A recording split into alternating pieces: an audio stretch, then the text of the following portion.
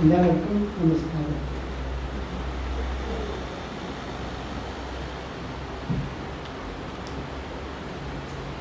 ഭാരതി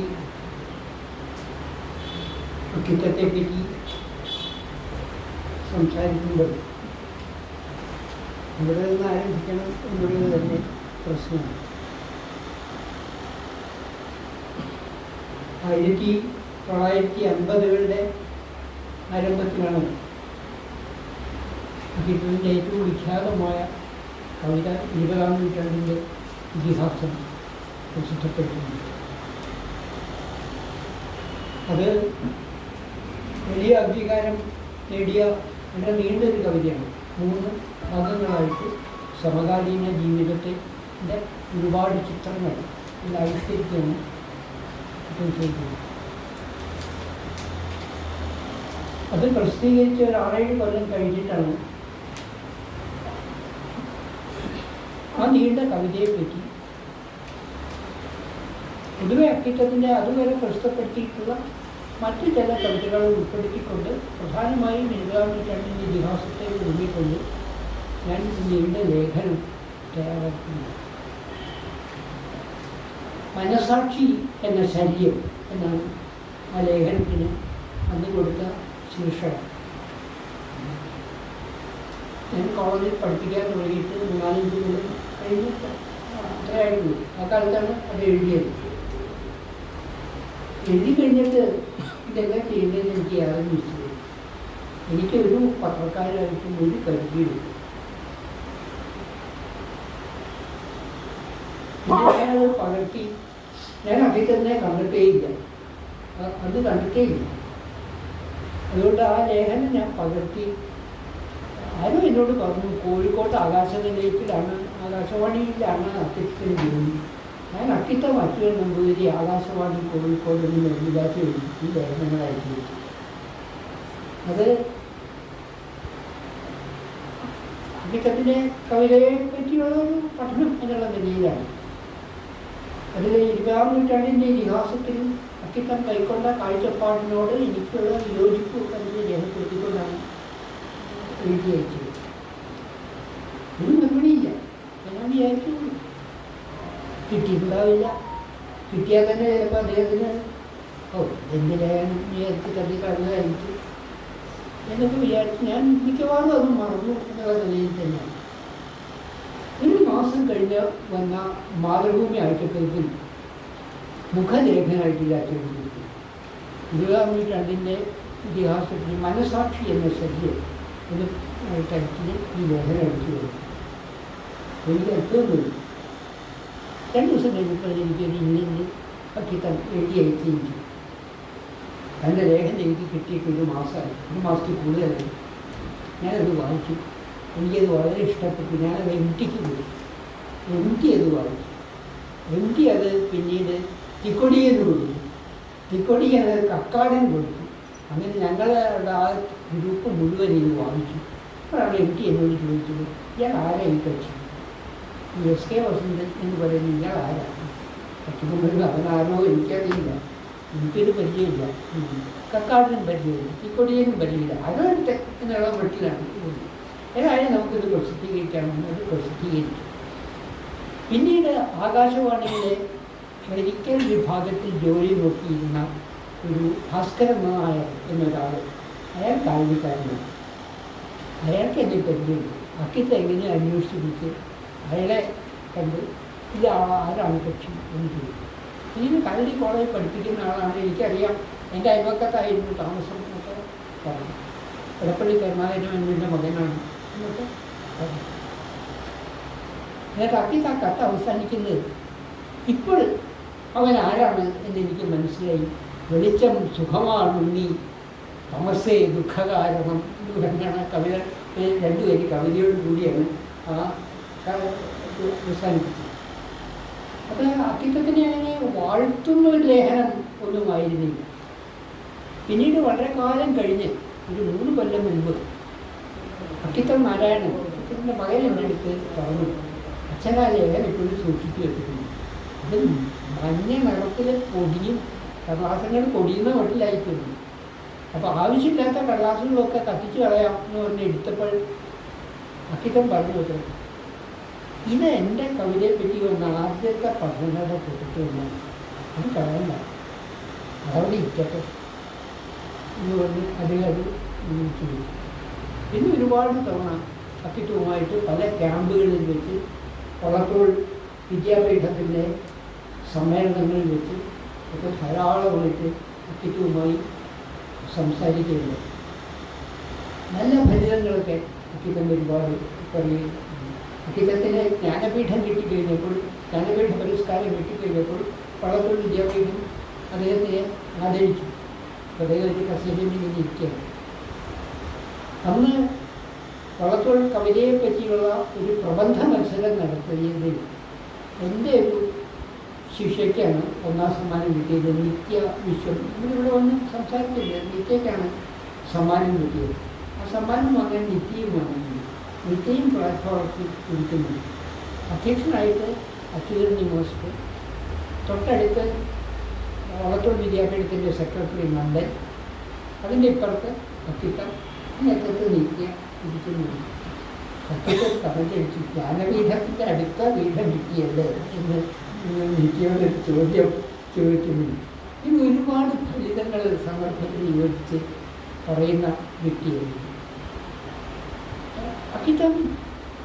നമ്മൾ വളരെ അവസാന കാലമൊക്കെ ആയിക്കഴിഞ്ഞപ്പോഴത്തേക്കും അദ്ദേഹം സായിബാബയുടെ ഭക്തനായി മാറിയിരുന്നു, അമൃതാനന്ദമയിയുടെ ഭക്തനായി മാറിയിരുന്നു. നമ്മളിതൊക്കെയാണ് ചെയ്യുന്നത്. പക്ഷേ ഈ അക്കിത്തം ആദ്യകാലത്ത് EMS മുതിർപ്പഴമ സെക്രട്ടറി ആയിരുന്നു. 4 കൊല്ലക്കാലം EMSൻ്റെ സെക്രട്ടറി ആയിട്ട് അദ്ദേഹം തൃശ്ശൂരിൽ കുറച്ച് കാലം ഉണ്ടായി. അതേപോലെ തന്നെ VT ഭട്ടതിരിപ്പാടിൻ്റെ അനുയായിയായിരുന്നു. അദ്ദേഹത്തിൻ്റെ അടുത്ത സുഹൃത്തായിരുന്നു MRB പ്രേംജിയും. ഇങ്ങനെ മലയാളത്തിൽ നമ്മൾ ഇപ്പോഴക്കിത്തത്തിന് തപസ്യയുടെ വക്താവായിട്ടാണ് കണക്കാക്കുന്നതെങ്കിലും, ഒരു കണക്കാക്കുന്നതെങ്കിലും അദ്ദേഹത്തിന് സാമൂഹ്യ പരിവർത്തനത്തിൻ്റെ ഒരു സ്ഫുലിംഗം എല്ലാ കാലത്തും ഉണ്ടായിരുന്നു. അത് നമുക്ക് ഈ ആദ്യകാല കവിതകളിൽ തന്നെ കണ്ടെത്താൻ സാധിക്കുന്നു. ദേശസേവിനി എന്ന് തുടങ്ങിയ ആദ്യകാലത്തെ കുറേ കവിതകളുണ്ട് അദ്ദേഹത്തിന്. ലളിതാംബികാന്തർജനം കഥകളിലൂടെ ആവിഷ്കരിക്കാൻ ശ്രമിച്ചത് എന്തോ ആ പ്രമേയങ്ങൾ തന്നെയാണ് കൂടുതൽ തീവ്രമായ മറ്റ് കവിതയിലൂടെ അക്കിത്തം ആവിഷ്കരിക്കാൻ ശ്രമിച്ചത്. അന്തർജനങ്ങളുടെ ദുഃഖം, മൂട്ടുകങ്കണമിട്ട കൈകളാൽ കവിളും താങ്ങി അവളെ പടിഞ്ഞാറ്റ കിളിവാതിലിന് മുന്നിൽ അഭിസമ്പുറത്തേക്ക് നോക്കി എങ്ങനെ നിൽക്കുന്നു എന്നൊക്കെ പറഞ്ഞ ആദ്യകാലത്തെ ദേശസേവിനി എന്നുള്ള കവിതയിൽ ഈ അന്തർജനങ്ങളുടെ ദുഃഖത്തെപ്പറ്റി പറഞ്ഞു. അത് അദ്ദേഹത്തിൻ്റെ ആദ്യകാലത്ത് അക്കിത്തത്തിന് 10-22 വയസ്സുള്ളപ്പോൾ എഴുതിയ കവിത. അക്കാലത്ത് അദ്ദേഹം എഴുതിയത് ഒരു അന്തർജനം തൊട്ട അയൽ വീട്ടിൽ താമസിച്ചിരുന്ന ഒരു ക്രിസ്ത്യൻ യുവാവുമായിട്ട് അനുരാഗത്തിലാകുന്നതും അയാളെ വിവാഹം കഴിക്കുന്നതും. അങ്ങനൊരു കവിത അക്കിത്തം എഴുതുക അക്കാലത്ത് എന്ന് വെച്ച് കഴിഞ്ഞാൽ അദ്ദേഹത്തിൻ്റെ ഉള്ളിൽ ഈ ജാതി മത സങ്കുചിത ചിന്തകൾക്ക് അപൂർവമായി സ്നേഹം എന്ന വികാരത്തെപ്പറ്റിയുള്ള ഉദാത്തമായ സങ്കല്പങ്ങൾ ഉണ്ടായിരുന്നു എന്നാണ്. ജീവിതാവസാനം വരെ അദ്ദേഹം അത് പാലിച്ചു പോവുകയും ചെയ്തു. അക്കിത്തന്നെ നമ്മളുടെ സാഹിത്യ പഠനത്തിൻ്റെ കൂട്ടത്തിൽ എവിടെയാണ് നമുക്ക് പ്രതിഷ്ഠിക്കേണ്ടത്? നമുക്കറിയാം 930 ശേഷം 930 തുടങ്ങി 930, 35, 40 കാലത്ത് മലയാള സാഹിത്യത്തിലെ ഏറ്റവും ഉജ്ജ്വലമായ, ഏറ്റവും ദീപ്തമായ പ്രഭ ചമ്പഴിയുടേതായിരുന്നു. ശൂന്യതയിൽ നിന്ന് ഉദിച്ച് ഒരൊറ്റ നിമിഷം കൊണ്ട് ഭൂമിയെയും ആകാശത്തെയും മുഴുവൻ ഭാസുരമാക്കി പിന്നെ ശൂന്യതയിലേക്ക് മറഞ്ഞു പോകുന്ന മിന്നൽക്കണൽ പോലെ ചങ്കമ്പുഴ വന്നു കണ്ടു കീഴടക്കി എന്ന് പറയുന്ന പോലെയാണ് മലയാള സാഹിത്യത്തിൽ തൻ്റെ അദൃശ്യമായ വ്യക്തിത്വം പ്രതിഷ്ഠിച്ചത്. ആ ചങ്കമ്പുഴയ്ക്ക് ശേഷം മലയാള കവിതയെ പൊതുവെ 4 വിഭാഗങ്ങളായിട്ടാണ് നമ്മൾ തരംതിരിക്കാൻ, സൗകര്യത്തിന് വേണ്ടി തരംതിരിക്കാറുണ്ട്. അതിൽ ഏറ്റവും പ്രധാനപ്പെട്ട ഒന്ന് മനുഷ്യ സ്നേഹത്തിൻ്റെതായിട്ടുള്ള കവിതകൾ, മറ്റൊന്ന് പരിഹാസത്തിൻ്റെതായിട്ടുള്ള കവിതകൾ, മൂന്നാമതൊന്ന് ആധ്യാത്മികതയുടേതായിട്ടുള്ള കവിതയായിട്ടാണ് നമുക്ക് സങ്കല്പിക്കാൻ പറ്റുന്നത്.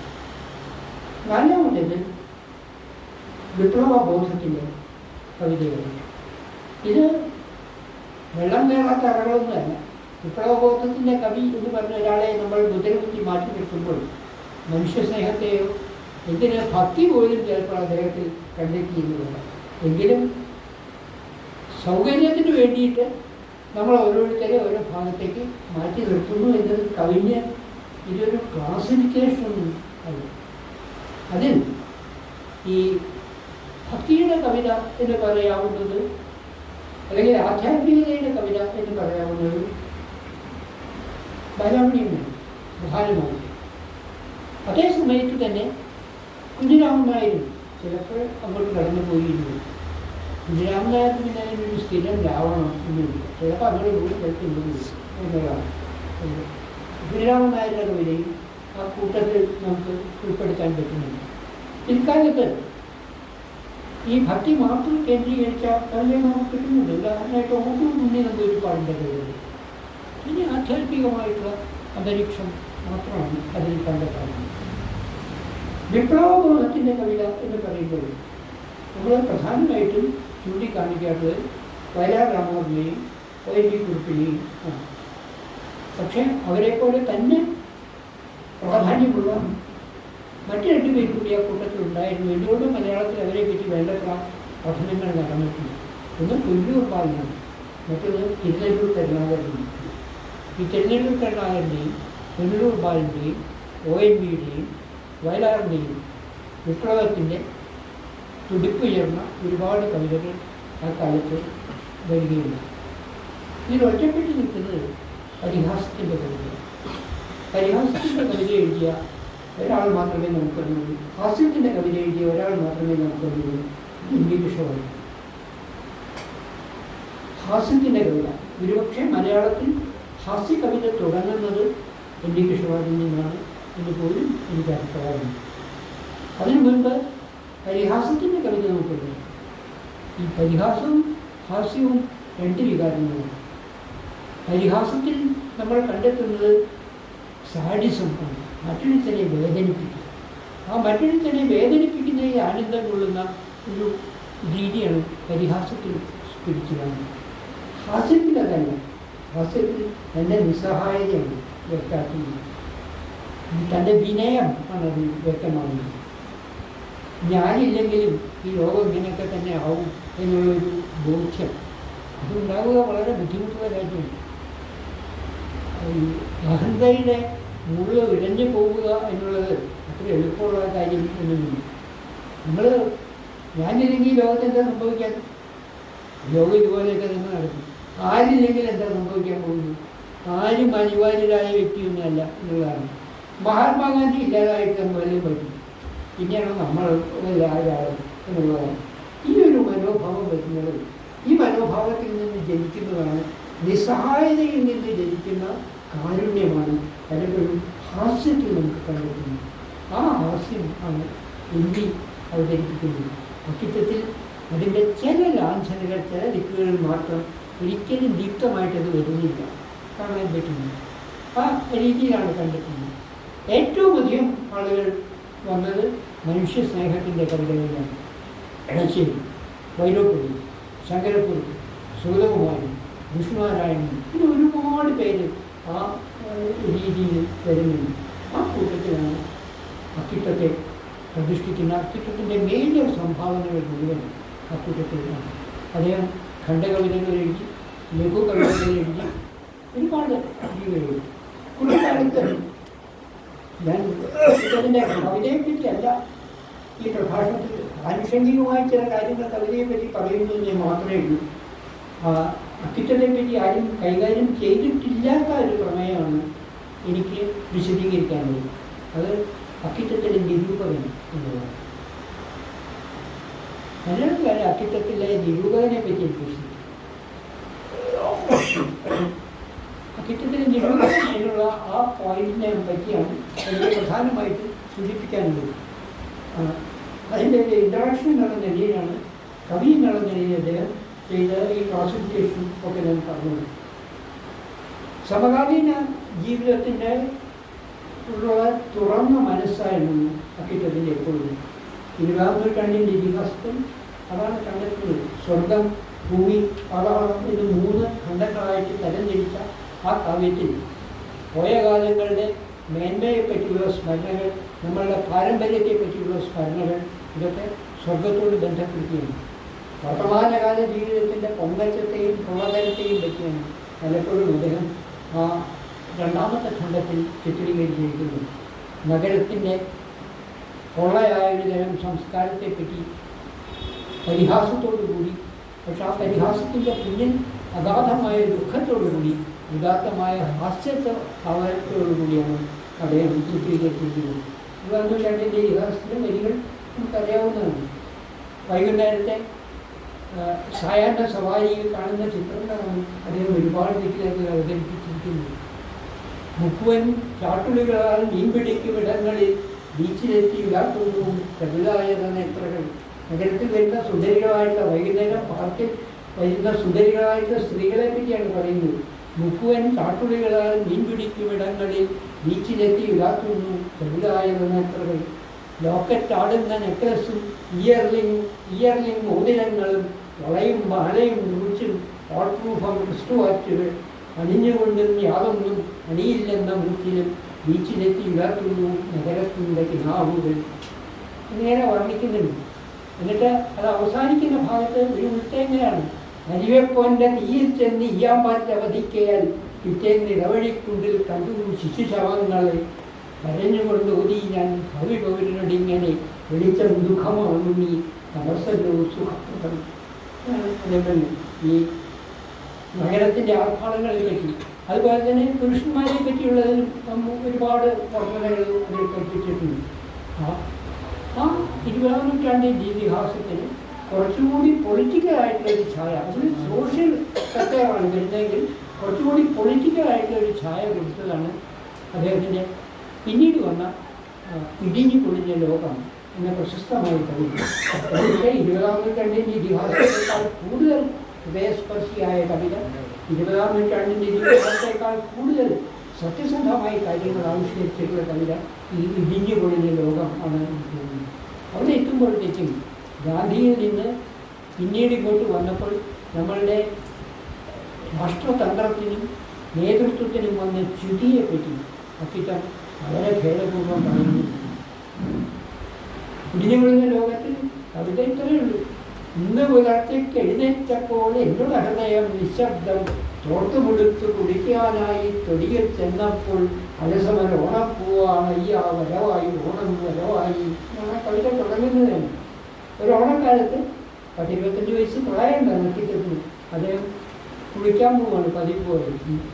കാലത്ത് എണീറ്റപ്പോൾ പ്രത്യേകിച്ചൊന്നും വികാരമൊന്നുമില്ല, ആരോടും ദേഷ്യമില്ല, ആരോടും സ്നേഹമില്ല. അങ്ങനെ ഇന്ന് പുലർച്ചയ്ക്ക് എഴുന്നേറ്റപ്പോൾ എന്നോട് ഹൃദയം നിശബ്ദം തോർത്തുമുടുത്ത് കുടിക്കാനായി തൊടിയിൽ ചെന്നപ്പോൾ കുളത്തിൻ്റെ വക്കത്തിൽ ചെന്നപ്പോഴാണ് അലസമൻ ഓണപ്പൂവാണ് ഈ വരവായി ഓണം വരവായി ഓണപ്പൂവ് കണ്ടു. ഈ ഓണപ്പൂവ് കണ്ട വഴിയെ കവിയുടെ ഈ യുവാവിൻ്റെ 25 വയസ്സായ യുവാവിൻ്റെ മനസ്സിൽ നിന്ന് കാലം കൊഴിഞ്ഞു പോവുകയാണ്. താൻ 5 വയസ്സുള്ള ഒരു കുട്ടിയായി മാറിയിരിക്കുകയാണ്. അയാൾക്ക് പെട്ടെന്ന് അങ്ങോട്ട് കയ്യിൽ ധരിക്കുകയാണ്. തണ്ടോടുകൂടി അത് വലിച്ചു പറിച്ചെടുക്കാനും ആ തണ്ടിലെ വെള്ളം ഞെക്കി പുറത്തേക്ക് കളഞ്ഞ കാറ്റാ നളികയിൽ ഊതി ഞെരിക്കാൻ നെഞ്ചിലോടി ഉറയ്ക്കാനും എന്നാണ് 5 വയസ്സുകാരൻ ചെയ്യുന്നതാണ്. കണ്ട വഴി ആ പൂവ് പറിച്ചത് മാറ്റി വയ്ക്കും. എന്നിട്ട് ആ തണ്ടിലെ വെള്ളം ഇങ്ങനെ ഞെക്കിക്കളഞ്ഞാൽ കാറ്റ് നഷ്ടത്തിൽ എത്തിച്ചിങ്ങനെ എൻ്റെ കൈ അങ്ങനെ തരിച്ചു പോയി ഇതിന് എന്നാണ്. പക്ഷേ കണ്ടു കഴിഞ്ഞാൽ ആളുകൾ എന്ത് വിചാരിക്കും? 10-25 വയസ്സായിട്ട് രാവിലെ വന്ന് പൂവ് എടുത്ത് നെറ്റിയിട്ട് തുടക്കം പൊട്ടിക്കാൻ പോകും. അത് കാരണം മടിച്ചിങ്ങനെ നിൽക്കുകയാണ്. മടിച്ച് നിൽക്കുമ്പോൾ അദ്ദേഹത്തിൻ്റെ മനസ്സിലൊരു തോന്നൽ വരികയാണ്. എനിക്ക് പ്രായമായി, യൗവനമായി, ഞാൻ കളിച്ചു നടക്കേണ്ട പ്രായമൊന്നും ഉള്ളൂ. പക്ഷേ ഈ പൂവിൻ്റെ അവകാശിയായ കുട്ടി എവിടെ പോയി? ഈ പൂവിൻ്റെ അവകാശികളായ കുട്ടികളുണ്ടല്ലോ ഈ നാട്ടിൽ, അവരെവിടെ പോയി എന്ന് ഈ കവി തന്നോട് തന്നെ ചോദിക്കുന്നു. എന്നൊക്കെ അദ്ദേഹം പറഞ്ഞു. ഞാൻ ഈ കുട്ടികളെ കണ്ടു. ഇന്നലെ പെരിന്തൽമണ്ണയിൽ ബസ് സ്റ്റാൻഡിൽ ഞാൻ ഈ കുട്ടിയെ കണ്ടു. തിരൂര് തീവണ്ടി ഓഫീസിൽ ഞാൻ ഈ കുട്ടിയെ കണ്ടു. ആരോ കൊടുത്ത ഒരു പഴയ ട്രൗസർ, തനിക്ക് പാകമില്ലാത്ത ഒരു ട്രൗസർ വലിച്ചു കയറ്റി ഒരു ചരട് കൊണ്ട് അത് അരയിൽ നിർത്തി കെട്ടി തന്നേക്കാൾ അധികം പ്രായവ്യത്യാസമൊന്നുമില്ലാത്ത അനിയത്തിയെ തോളത്തെ എടുത്തിക്കൊണ്ട് വലത്തേക്കൈ നീട്ടി ബസ്സിലൊക്കെ പിച്ചവൻ്റെ കുട്ടിയെ ഞാൻ കണ്ടു. മാന്യന്മാരുടെ ഷർട്ട് ചോണ്ടി വിളിച്ചുകൊണ്ട് ഒരു പൈസ എന്ന് ചോദിച്ച് യാചിക്കുന്ന ഈ കുട്ടിയെ ഞാൻ കണ്ടു. കല്ലിൽ സ്ഫടിക മുടങ്ങി കുപ്പിച്ചിരിയും കഥയാൽ പകരാവും. നമ്മളുടെ സമൂഹത്തിൽ വന്ന ദാരിദ്ര്യത്തിൻ്റെ അപഘാതത്തെപ്പറ്റിയാണ് പറയുന്നത്. കല്ലിൽ സ്ഫടികമുടഞ്ഞു കുപ്പിച്ചിരിയും കഥയാൽ പറയാവും. തിരിച്ചു വരുമ്പോഴാണ് ഓണാഘോഷം, സർക്കാർ ഓണാഘോഷം നടക്കുന്ന പരിപാടിയാണ് പിന്നെ കാണുന്നത്. മന്ത്രി കുത്തി നിരത്തിയ മൈക്കിന് പിന്നിൽ കെട്ടി ഉയർത്തിയ മഞ്ചത്തിൽ നിന്നൊരുവിട്ടിയിടുന്നു തങ്ങളുടെ കൊടിയുടെ മഹാത്മ്യം. ഓരോ മാതിരി ചായം മുക്കിയ കീറക്കൊടിയുടെ വേദാന്തം. എല്ലാ രാഷ്ട്രീയ പ്രസ്ഥാനത്തെപ്പറ്റിയാണ്. കുത്തി നിർത്തിയ മൈക്കിന് പിന്നിൽ കെട്ടി ഉയർത്തിയ മഞ്ചത്തിൽ നിന്നൊരുവിട്ടിയിടുന്നു തങ്ങളുടെ കൊടിയുടെ മഹാത്മ്യം. ഓരോ മാതിരി ചായം മുക്കിയ കീറക്കൊടിയുടെ വേദാന്തം. മന്ത്രി മരുത്തിൽ പണി ചെയ്യുന്നു മാനം കൂട്ടും കൊട്ടാരം. എം പി കടിച്ചു കളഞ്ഞവരെല്ലുകൾ MLA രുചി നോക്കുന്നു. MLCകളോ കൈകഴുകുന്നു നമ്മൾക്കെന്തും അധികാരം. ജന്മി മുറുക്കിയിടുന്നു കർമ്മഫലം നിർദാക്ഷിണ്യം. ധൂർത്തൻ കൂടി തിരുത്തിയിടുന്നു ധൂമമോതും മുതലാളി. ഇങ്ങനെ പോളിറ്റിക്സിനെ പറ്റി പറയും. എന്നിട്ട് ഈ പെട്ടെന്ന് ഈ പൂവും ചെടിയോട് മുഴുവൻ ഇങ്ങനെ വലിച്ചു പറിച്ച് ചവിട്ടി അരച്ച് കളയാനാണ് അദ്ദേഹത്തിന് തോന്നുന്നത്. പക്ഷെ അങ്ങനെ ചെന്നപ്പോഴാണ് ഈ പൂവിൻ്റെ നിഷ്കളങ്കമായ ചിരി ആ കവി അതിൽ നിന്ന് പ്രകടിപ്പിക്കുന്നത്. ഹിംസയിൽ നിന്നും ഒരു പുഞ്ചിരി മാറ്റിവെക്കുകയാണ്. ഒരു പുഞ്ചിരി മറ്റുള്ളവർക്കായി ചെലവാക്കുമ്പോൾ ദ്വിതീയാണെന്ന് ആത്മാവിൽ 1000 സൗരമണ്ഡലം എന്ന് കിട്ടാൻ പറഞ്ഞു. ഈ പൂവ് പറിക്കാൻ പറ്റുന്നില്ല. അതിനെ വന്ന ഒരാൾ ചോദിച്ചു, എന്താ ഈ വെളുപ്പാൻ കാലത്ത് വന്ന് ഈ വഴിവക്കത്ത് കുത്തിപ്പിടിച്ചിരിക്കണേ എന്ന് ചോദിച്ചു. എനിക്ക് ഈയിടെ അൽപ്പാസം കുറേശ്ശെ പ്രാന്താണ് എന്നാണ് മറുപടി പറയുന്നത്. എനിക്കല്പം പ്രാന്താണ്, അതുകൊണ്ടാണ് ഇവിടെ ഈ പ്രാന്താണ് അക്കിത്തത്തിൻ്റെ കഥ. എല്ലാവർക്കും നമ്മൾ കാണാത്തൊരു ദിക്കിലേക്ക് അദ്ദേഹം നമ്മളെ കൂട്ടിക്കൊണ്ടുവരുന്നു. നമ്മളുടെ മനസ്സിനെ കുറച്ചുകൂടി നല്ലതാക്കാൻ ശ്രമിക്കുന്നു. നിങ്ങൾ അക്കിത്തത്തിൻ്റെ ഒരു കവിത വായിച്ചു കഴിയുമ്പോൾ ഇപ്പോഴത്തെ നിങ്ങളെക്കാൾ ഒരല്പം കൂടി മെച്ചപ്പെട്ട മറ്റൊരാളായി മാറിത്തീരാൻ സാധിക്കുമോ എന്നൊരു ചിന്ത മനസ്സിൽ വരുന്നത്. ഇതാണ് ഒരു കവിക്ക് ചെയ്യാവുന്ന ഏറ്റവും വലിയ സഹായം, സേവനത്തിലേക്ക് കൊള്ളുന്നു. അങ്ങനെയാണ് നമ്മൾ അക്കിത്തത്തെ കാണുന്നത്. ഒരുപാട് കവിതകൾ അദ്ദേഹത്തിൻ്റെ പണ്ടത്തെ മേശാന്തി, വളരെ പ്രസിദ്ധമായിട്ടുള്ള കവിത പണ്ടത്തെ മേശാന്തി, കരകലാമലകം എന്നുള്ള അദ്ദേഹത്തിൻ്റെ കവിത, മാധവിക്കുട്ടി എന്നുള്ള ആഖ്യാന കവിത, പിന്നെ നിരവധി കവിതകൾ അദ്ദേഹത്തിൻ്റെതായിട്ടുണ്ട്. ഏതാണ്ട് 700 കവിതകളാണ് അദ്ദേഹത്തിൻ്റെതായിട്ട് കിട്ടുന്നത്. അക്കിത്തത്തിൻ്റെ തിരഞ്ഞെടുത്ത കവിതകളുടെ ഒരു സമാഹാരമാണ് വാടാത്ത താമര. വള്ളത്തോൾ വിജയവേഗം പ്രസിദ്ധീകരിച്ചാണ്. ഇതിനെയും മറ്റ് ചില പ്രധാന കവിതകളുടെയും പഠനമാണ് യഥാർത്ഥ സൂര്യൻ എന്ന പേരിൽ ഉള്ള ഒരു പുസ്തകം. അക്കിത്തത്തിൻ്റെ പ്രസിദ്ധമായൊരു കവിതയാണ് വാടാത്ത താമരയും യഥാർത്ഥ സൂര്യനും. ഇത് അക്കിത്തത്തിൻ്റെ 90ാം പിറന്നാളിന് നവതി പ്രമാണിച്ച് വള്ളത്തോൾ വിദ്യാപീഠം പ്രസിദ്ധീകരിച്ചാണ്. ഇത് നല്ല സെലക്ഷനാണ്. ഇതെങ്ങനെ സെലക്ട് ചെയ്തു എന്നുള്ള കഥ കൂടി പറഞ്ഞിരിക്കുന്ന രസകരമാണ്. അക്കിത്തത്തിൻ്റെ തിരഞ്ഞെടുത്ത കവിതകൾ പ്രസിദ്ധപ്പെടുത്തണം എന്ന് വള്ളത്തോൾ വിദ്യാപീഠം തീരുമാനിച്ചു. ഞങ്ങൾ 4 പേര് കൂടിയാണ് മഹാകവിയുടെ വീട്ടിൽ ചെന്ന് ഏതൊക്കെ കവിതയാണ് വേണ്ടത്. അത് നിങ്ങളെ തീരുമാനിക്കുന്നത്. ഏതെങ്കിലുമൊക്കെ എടുത്തോളൂ അദ്ദേഹം ഒഴിഞ്ഞു മാറി. എന്നിട്ട് ഞങ്ങൾ 3 പേര്, എ.പി. ശങ്കരനും ഞാനും പിന്നെ കോഴിക്കോടുള്ള മറ്റൊരു സുഹൃത്തും, ഞങ്ങൾ 3 പേരും പരസ്പരം അറിയാതെ 40 കവിതകൾ വീതം കവിഞ്ഞു. എന്നിട്ട് ഈ 40 കവിതകളിൽ കോമൺ ആയിട്ട് വന്നിട്ടുള്ള കുറേ കവിതകളുണ്ട്. അതാണ് ഈ വാടാത്ത താമര എന്നുള്ളത്. നമ്മളുടെ പുതുതലമുറയിൽപ്പെട്ട കുട്ടികളെ കൊണ്ട് അക്കിത്തത്തിൻ്റെ ഒറ്റ കവിതകൾക്ക് കുറേ പഠനങ്ങൾ എഴുതി. ആ പഠനങ്ങളാണ് യഥാർത്ഥ സൂചന അദ്ദേഹത്തിൻ്റെ സമാഹാരമായിട്ട് തോന്നുന്നത്.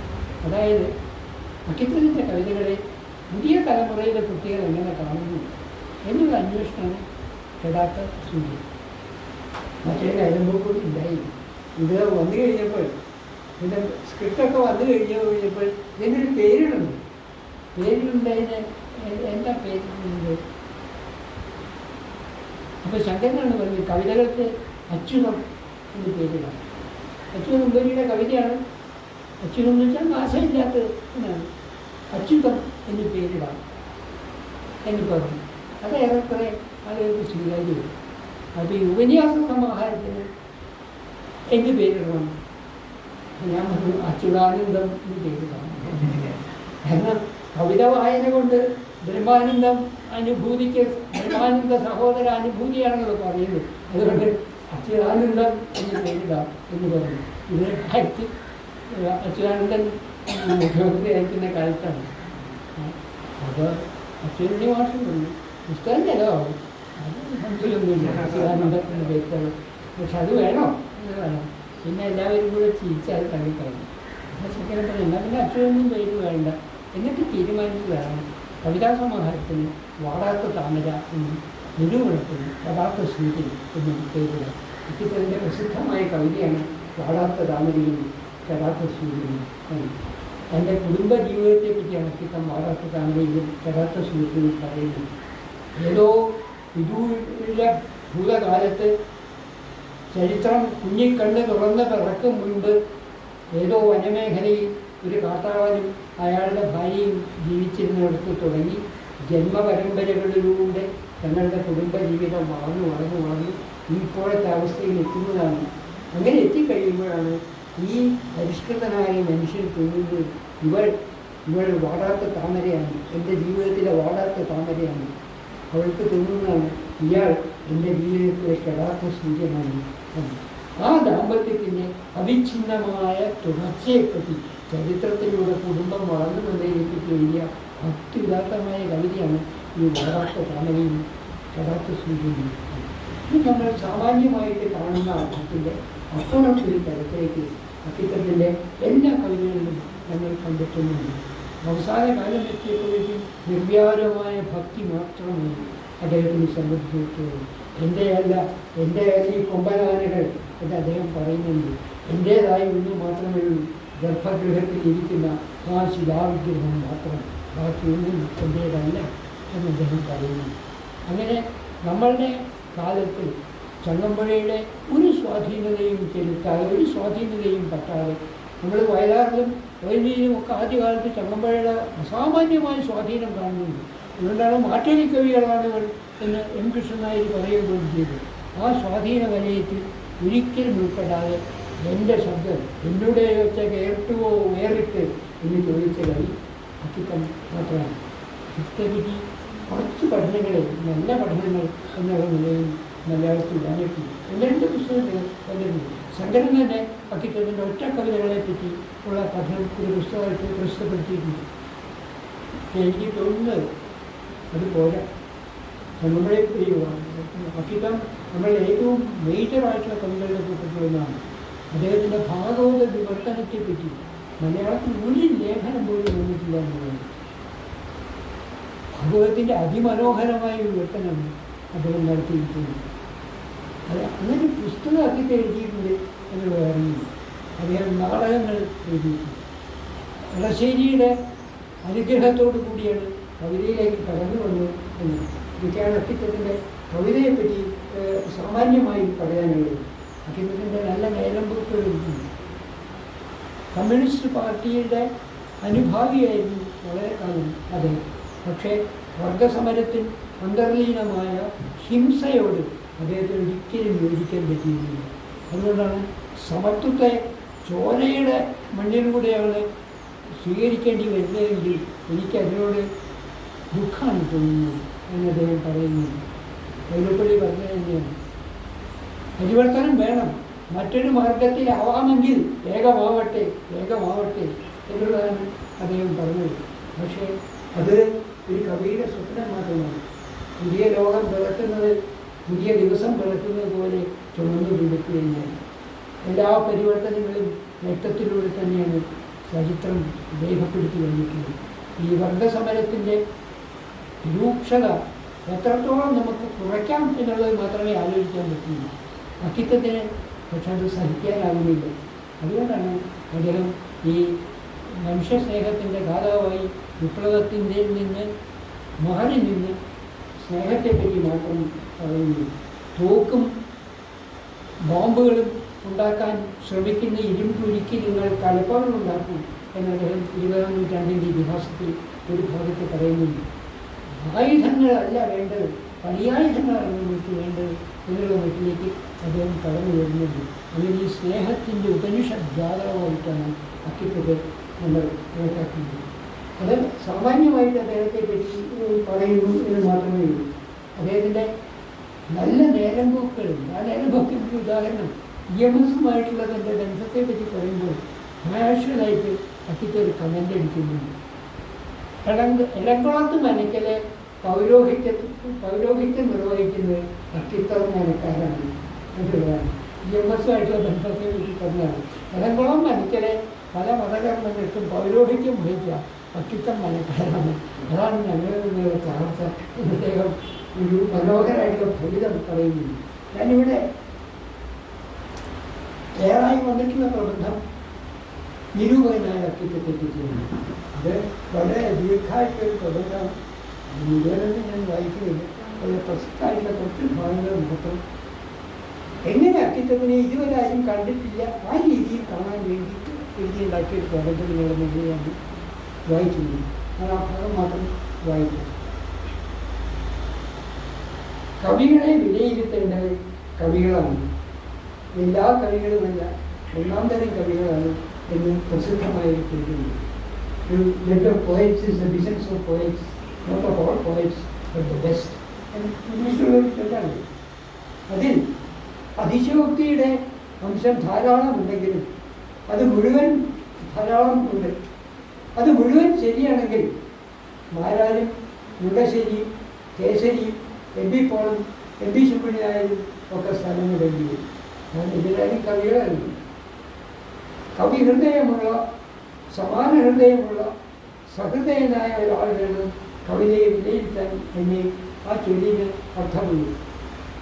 നമ്മളെ ചില കവികളെങ്കിലും തങ്ങളുടെ കാവ്യ ആസ്വാദന അനുഭവം പങ്കുവച്ചിരുന്നു. ചിലർ കാവ്യരചന എന്ന പ്രക്രിയയെപ്പറ്റിയും സ്വന്തം അഭിപ്രായം പറഞ്ഞിട്ടുണ്ട്. മഹാകവി അക്കിത്തം ഇത് രണ്ടും ചെയ്തു വെച്ചിരുന്നു. സുമനസ്സും ആസ്തികനും ആയ ഒരു സഹൃദയന്, ധർമ്മബോധത്തിൽ അടിയുറച്ചു നിൽക്കുന്ന ഒരു സാത്വികനാണ് അദ്ദേഹം പലപ്പോഴായി എഴുതിയ ആസ്വാദനങ്ങൾ കാണുന്നത്. അവയോട് യോജിക്കാൻ എനിക്ക് യാതൊരു ബുദ്ധിമുട്ടും തോന്നുന്നില്ല. അതേസമയം കവിതയുടെ ഉൽപ്പത്തിയെപ്പറ്റി അദ്ദേഹം അവതരിപ്പിക്കുന്ന പഞ്ചകോശ സിദ്ധാന്തം എനിക്ക് മനസ്സിലാവുകയില്ല. വേണ്ടത്ര മനനം ആ സിദ്ധാന്തത്തിൻ്റെ ആവിഷ്കാരത്തിൽ മഹാകവി ഒരുപക്ഷെ നടത്തിയിട്ടുണ്ടാവാം. പക്ഷേ അത് നടത്തിയതായി എനിക്ക് അനുഭവപ്പെടുന്നില്ല. അതിനെപ്പറ്റി വഴിയെ പറയാം. രചനയെപ്പറ്റി പറയുമ്പോൾ ആദ്യം ശ്രദ്ധയിൽപ്പെടുന്നത് വൃത്തങ്ങളെപ്പറ്റി അക്കിത്തം പറയുന്ന കാര്യമാണ്. കവിതയിലെ വൃത്തവും ചതുരവും എന്ന ഒരു ദീർഘ പ്രബന്ധത്തിന് പുറമെ ആ പ്രബന്ധത്തിൻ്റെ തന്നെ അവസാന ഭാഗം എത്തുമ്പോഴേക്കും അദ്ദേഹം നിർഭാഗ്യവശാൽ തൻ്റെ പ്രമേയത്തിൽ നിന്നും വ്യതിചലിച്ചു പോകുന്നുണ്ട്. മറ്റ് കവികളുടെ രചനകൾക്ക് ആസ്വാദനക്കുറിപ്പുകൾ തയ്യാറാക്കുന്ന അവസരങ്ങളിലും കവിതയുടെ വൃത്തത്തിൻ്റെ ചാരുതയെപ്പറ്റി അക്കിത്തം പറയുന്നുണ്ട്. മലയാള കവിത ഏതാനും ദശകങ്ങൾക്ക് മുൻപ് വരെ വൃത്തദീക്ഷ രചനയുടെ അവിഭാജ്യ ഘടകം ആയി കരുതിയിരുന്നു. വരിയുടച്ചാലേ ശക്തി കൂടൂ എന്ന പോസ്റ്റ് അംഗീകരിക്കപ്പെട്ടിരുന്നില്ല എന്നർത്ഥം. വൃത്തനിബദ്ധമായ കവിത കുട്ടിക്കാലം മുതൽ കേട്ടും കാണാതെ പഠിച്ചും വളർന്നുകൊണ്ടാവാം പഴയ കവികൾക്ക് കൗമാരപ്രായത്തിൽ അവരെഴുതിയ കവിതകൾ തന്നെ വൃത്തബന്ധമില്ലാതെ രൂപപ്പെടുത്താൻ സാധിക്കും. ഒരു ശ്ലോകമാണ് ഇത്. അക്കിത്തത്തിൻ്റെ കംപ്ലീറ്റ് കോഴ്സിൽ ഇല്ലാത്തൊരു ശ്ലോകമാണ്. പീലിക്കെട്ടു ശിരസിലും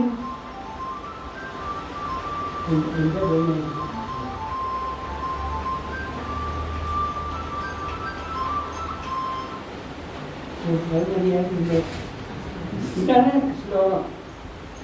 പീലിക്കെട്ടു ശിരസിലും മരതകപ്പൊട്ടാലെല്ലായിടത്തിലും പ്രേമപ്പാലധരത്തിലും കനകഹാരം മഞ്ജുകണ്ഠത്തിലും ശ്രീവത്സം തിരുമാവിലും മൃദുല മഞ്ഞപ്പെട്ട അരക്കെട്ടിലും തേലിൽ ചാട്ടിയ ബാലകൻ ശുഭമാക്കിയെടുത്ത രാജശ്രീ. ശ്ലോകം.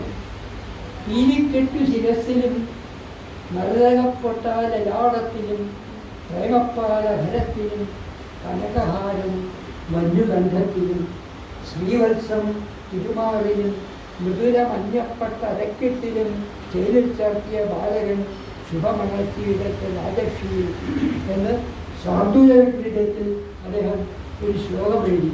ഇത് രാജർഷി എന്ന മാസികയിൽ 1936 മകരം പുസ്തകത്ത് ലക്കം എന്ന ശ്ലോകമാണ്. ഈ ശ്ലോകം എഴുതുമ്പോൾ അക്കിത്തത്തെ പ്രായം 10 വയസ്സും 2 മാസവും. 10 വയസ്സും 2 മാസമാണ് അക്കിത്തത്തിൽ ഈ ശ്ലോകം എഴുതുമ്പോൾ പ്രായം. അവിടെ ഒരു നക്ഷത്ര ചിഹ്നം എടുത്തിട്ട് പത്രാധിപര് പ്രോത്സാഹനാർത്ഥം എന്ന് താഴെ കുറിച്ചിട്ടുണ്ട്. ഇത് ഞാൻ ഈ പഴയ മാസികൾ കത്തിച്ചെടുത്തിരിക്കുന്നു. ഞാനത് പകർത്തിയാക്കി തരുന്നത് അക്കിത്തത്തിലുണ്ടായതാണ്. ഇപ്പം എവിടുന്ന് കിട്ടിയിട്ടോ ഇത് ഞാൻ ചോദിക്കുന്നു.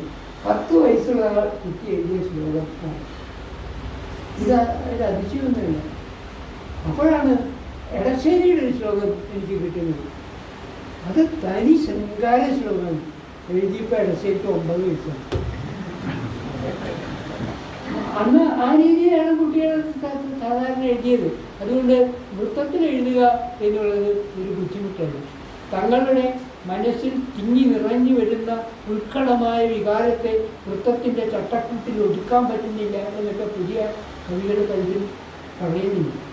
കുമാരനാശാനും വൈലോപ്പിള്ളിക്കും എഴുത്തച്ഛനും തോന്നാത്ത ഈ ഉത്കട വികാരം എന്താണ് എനിക്ക് മനസ്സിലാവുന്നില്ല എന്നുള്ളതാണ്. ആ രീതിയിലാണ് അക്കിത്തം ഇതിനെപ്പറ്റി പറഞ്ഞിട്ടുള്ളത്. എല്ലാവർക്കും വൃത്താനുസാരിയായി രചന നടത്താൻ സാധിക്കില്ല എന്ന സത്യം നമുക്കറിയാം. വൃത്തഭംഗമുണ്ട് രചനയിൽ എന്ന് ഉദാഹരണ സഹിതം ചൂണ്ടിക്കാണിച്ച സഹൃദയനോട് ഒട്ടും വിനയമില്ലാതെ ബോധിച്ചൊരു കവിയെയും എനിക്ക് പരിചയമുണ്ട്. ഒരു കവി വൃത്തത്തിൽ എഴുതി, ശ്ലോകത്തിൽ എഴുതി, അതിന് വൃത്തം തെറ്റാണ്. അത് ചൂണ്ടിക്കാണിച്ചപ്പോൾ എഴുതിയ കവിയുടെ പേര് ഞാൻ പറയുന്നില്ല. തെറ്റി ചൂണ്ടിക്കാണിച്ച എൻ കെ ദേശമാണ്. ആ കവി എന്നിട്ട് എൻ കെ ദേശത്തോട് സഹായിക്കുന്നു. എന്താ പറയുന്നത് നമുക്ക് ചെയ്യാൻ പറ്റും. അതെന്തുമാകട്ടെ, മുക്ത ഛന്ദസ് കടന്നു പോയി. മഴയത്ത് കൂടാരത്തിൽ തലവയ്ക്കാൻ ഒട്ടകത്തിന് അനുവാദം നൽകിയ അറബിയുടെ അവസ്ഥയായി മലയാള കവിതയ്ക്ക്.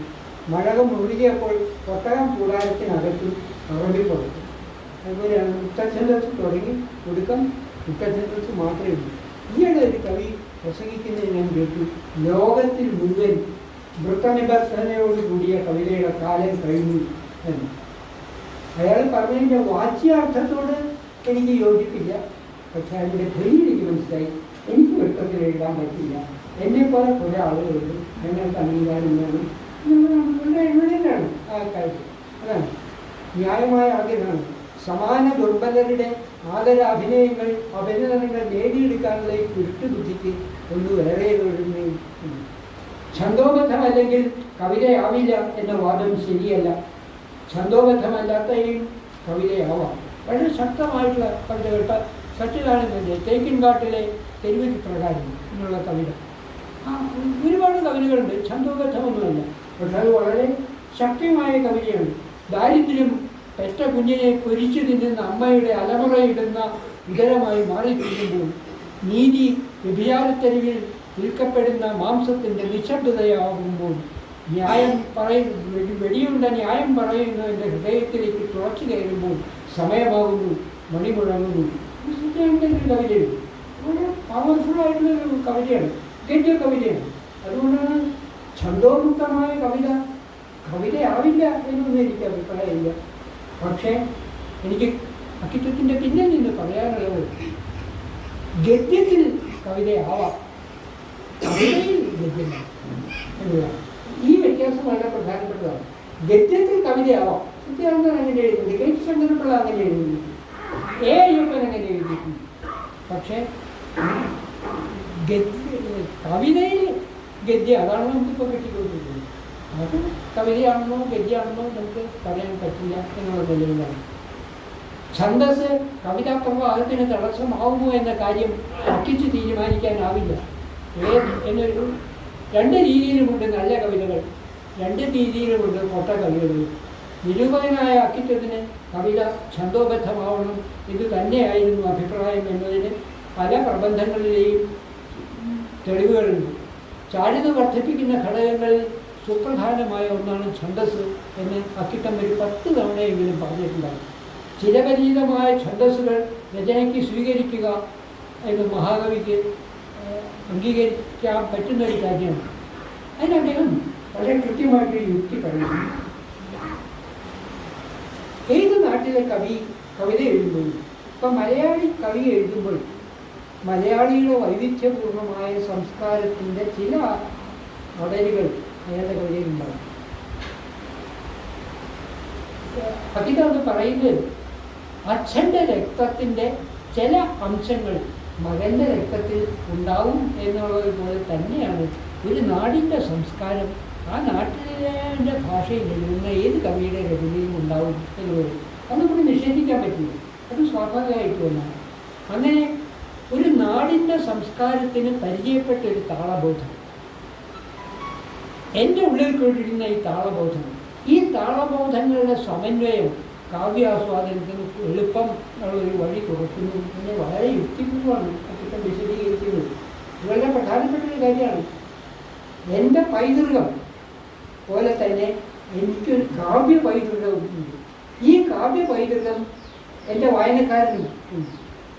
ആ വായനക്കാരൻ്റെ കാവ്യ പൈതൃകവുമായി എൻ്റെ രചനയിൽ ഞാൻ സ്വാംശീകരിച്ചിട്ടുള്ള പൈതൃകം യോജിച്ചു പോകുന്നതിന് ഏറ്റവും സഹായകമായി തീരുന്നത് ഈ നാട്ടിൽ ഉള്ള ചില ഈണങ്ങളാണ്, ചില രാഗങ്ങളാണ്. അങ്ങനെ വരുമ്പോൾ എൻ്റെ ഹൃദയസ്പന്ദത്തിൻ്റെ താളം അവർക്ക് വേഗം മനസ്സിലാവും. അതിന് സഹായമാകുന്നത് ഛന്ദസ്സാണ് എന്ന് അദ്ദേഹം പറയുന്നു. മാത്രമല്ല അല്പം ചില വ്യത്യാസങ്ങൾ വന്നാൽ പോലും ഛന്ദസ് കാവ്യശോഭ വർദ്ധിപ്പിക്കും എന്ന് അക്കിത്തം ഉദാഹരണം കാണിക്കുന്നു. ഇവിടെയാണ് അക്കിത്തത്തിലെ കവിയായ നിരൂപകരെ നമ്മൾ കാണുന്നത്. അക്കിത്തം അത് വിശദീകരിച്ച് എങ്ങനെയാണ് പറയുന്നത്? നാരായണീയത്തിലെ അവസാനത്തെ അഗ്രേ പശ്യാമി എന്ന് പറയുന്ന പ്രസിദ്ധമായ ശ്ലോകമുണ്ടല്ലോ. അഗ്രേ പശ്യാമി തേജോ നിബിഡതരകലായ അവലീലോഭനീയം ഇയൂഷക്വാവിദോഹം തദനു തതുധരേ ദിവ്യ കൽസുവേഷം താരുണ്യാരംഭരമ്യം പരമസുഖരസാസ്വാദ രോമാഞ്ചികാംഗൈരാവീതം നാരദാദ്യ വിലസുപനിഷത് സുന്ദരീ മണ്ഡലൈശ്ച എന്നുള്ള പ്രസിദ്ധമായ അവസാനത്തെ ദശകത്തിലെ ആദ്യത്തെ ശ്ലോകം ഉദ്ധരിക്കുന്നു. ആ ശ്ലോകം ഉദ്ധരിച്ചിട്ട് അക്കിത്തം അതിൻ്റെ ഒരു ഗദ്യ പരിഭാഷ എഴുതി. ഒരാശയവും വിട്ടുകളയാൽ അതിൻ്റെ ഗദ്യ പരിഭാഷ എഴുതിയിരുന്നു. അപ്പോൾ അതിനെ നേരിട്ട് കാണുന്നതാണല്ലോ, ഒരാശയവും വിട്ടുകളഞ്ഞിട്ടില്ല, ഗദ്യ പരിഭാഷ എഴുതി.